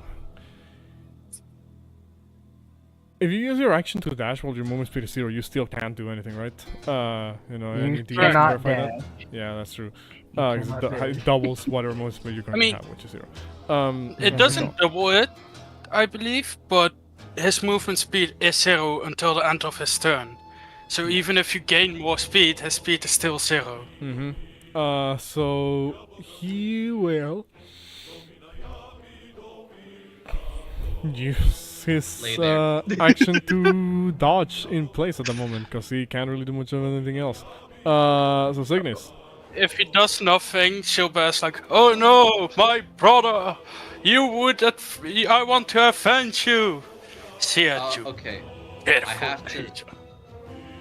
I have to ask, can Signis try and power slide underneath the trajectory of where the things would shoot poison?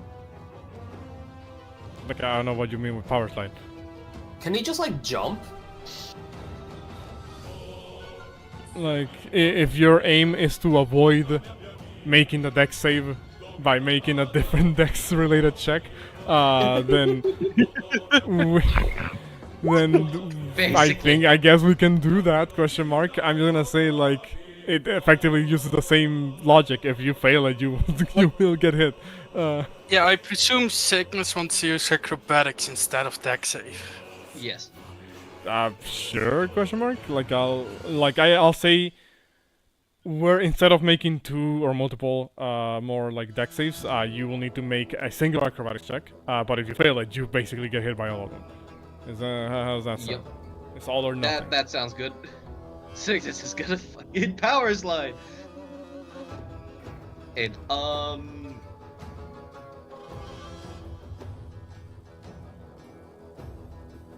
Yeah, so Roman acrobatics, and you make it. So you, the 2 statues spit their the poisonous charge out, and you're able to dodge it completely. I'm actually Signis would actually have to like do it again probably to get to Victor. Fuck. Bonus action dash. And I wouldn't stand in front of Shielbear at the end of your turn. Yes, Yeah. So roll me another dex save. Well, a dex save or an acrobatics, I guess. Question mark. Actually, I'm gonna say. Well, no. Okay, so if your aim was just to move the full distance, what's it called? Like, across the entire bridge. Oh shit! I don't know why I'm doing that radius. Then we're gonna just count this as under the same acrobatics check, because you're moving with the same momentum, I imagine. Yep. So, yeah, we're gonna say you succeed. And you move with So, your sword. Just Signis is just fucking the movement was up to here, power slide to here, up here, and there, and I have it's fucking 80 feet of movement. This is hilarious. Signis is just gonna say hello.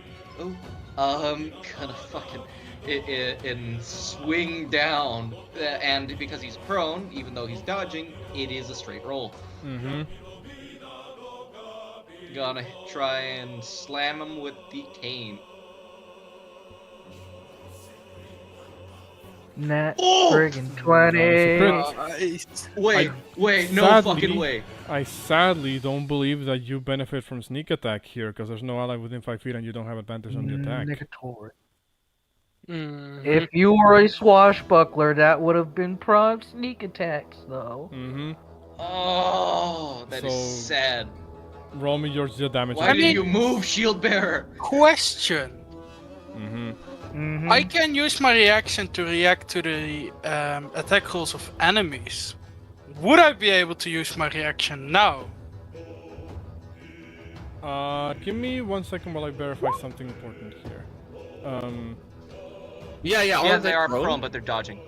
Oh, okay. No, hold on. Let me verify something important here. Because I believe I may have misremembered a specific ruling on the dodge action.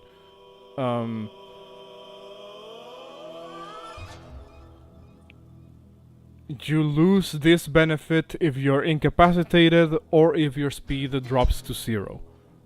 So you can't dodge. Meaning that is indeed a crit, because you would have had advantage on the attack. Oh god damn. That's also fine. Let's go, Shield Badger. Let's go, Signis. Team up. Friggin' nasty. And gonna hit him with a nick. 19.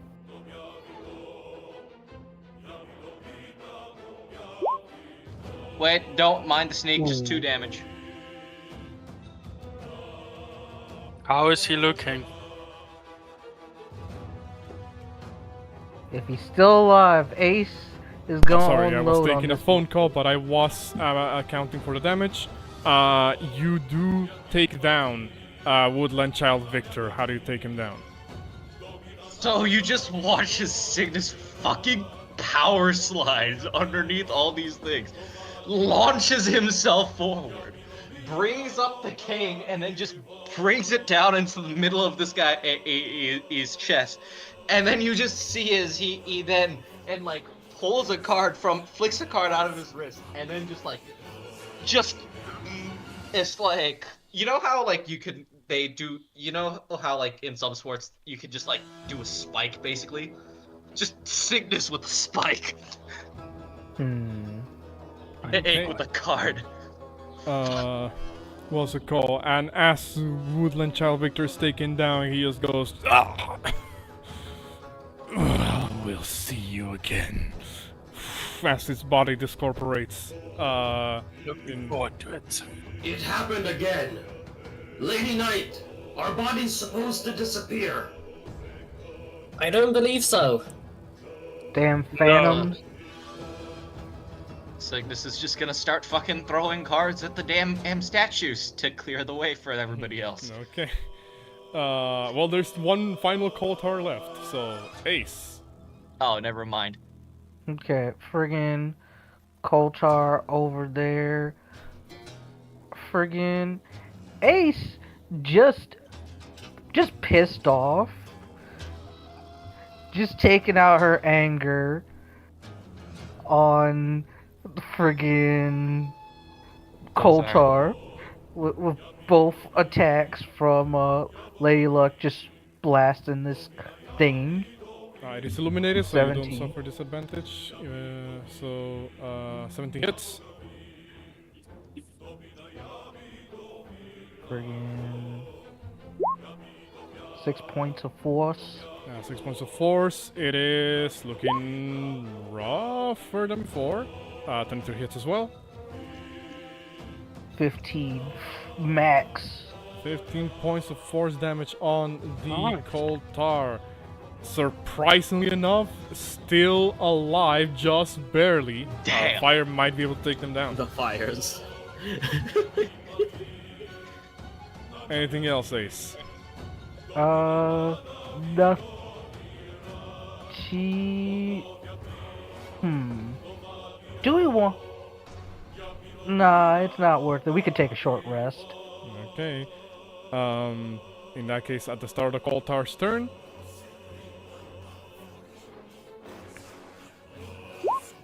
Let's go. 10. Koltar burns to a crisp as the fire consumes it. I mean, not technically. That was almost basically entirely you. Like, well, you know, with Ace assisting. What's it called? You know, fucking Koltar dies in a blaze. I hope you die in a fire. What's it called? God damn it. And as the Koltar is taken down, that brings us to the end of this combat encounter. Signis is gonna start throwing cards at the fucking statues. We will say that you will eventually wipe out the rest of the statues here as you just keep, you know, tossing stuff at them. But for now, seeing as we are in the end time, what we're gonna do here is that as the final Koltar is taken down, I will point out a couple of things to you. Well, first of all, souls. That I'm gonna calculate those in background. What's it called? But second of all, there is 3 different locations that stand out to you amongst the this area. you would notice that there is around one of the tunnels does lead to a dead end. This one the far back here. Oh, I need to make that a radius. This one far back, nearby where Valencia and Ace are at. Seems to lead to a dead end, but it's surprisingly out of the way. You don't believe anything would bother you if you were decided to rest there. However, and the tunnel that is directly next to Rock and AR is where the smell of the putrescence, as it were, seems to coalesce the most. What's it called? However, the other tunnels, well, these two are collapsed. These ones at the far end are collapsing with tons of rubble. You could potentially clear them out if you wish to, though I'm not sure why. But then the other two tunnels, this one over here, seems to extend for an unknown amount of distance. You're not sure where exactly this one leads. And this one over here, next to also Ace and Valencia, you're not sure where that one leads, but just based on passive insight, as it were, of all of you, something doesn't quite feel right about that one either. But with that information in your minds, that is where we're going to end the session here. As I will, first of all, stop this music. What's it called? You guys have now cleared out presumably the last hurdle before facing off against this rotten entity that lies at the end of this pathway. Whether you decide to do that right away as we come back, next session, or decide to take a moment to explore around the rest of the tunnel system here. Well, that'll be. Nah, we've got an urgent quest. Well, like I said, that'll be up to you. But with that, I want to thank you guys for playing this session, for being here, for being amazing players. I also want to apologize for all the tech issues we had over the course of the session. My internet just did not want to cooperate with me today, but hopefully that didn't affect the experience of you guys playing, and whoever may still be watching. I fucking love this session. Thank you so much for watching it. It's fucking peak. It was great. Thank you. Before we leave off, again, shout out to Sound Phenomenon for providing most of the background music in the sessions, and Larian Studios for providing some of the music as well. Shout outs to the artists, for the maps, such as the Mad Lich, and as well as hold on, I just had the token out for Woodland Child Victor in Woodchangali, as well. Oh yeah, my bad. Artist unknown for this once. I couldn't found the. Oh, never mind. Zach Clements for providing the artwork for the Woodland Children. What's it called? Image. And with that, shout outs to the viewers as well. With that, we will leave off this session of Dark Souls Dirge of Drangleic. Until next time. Bye-bye. Yeah. Bye. Bye. Bye.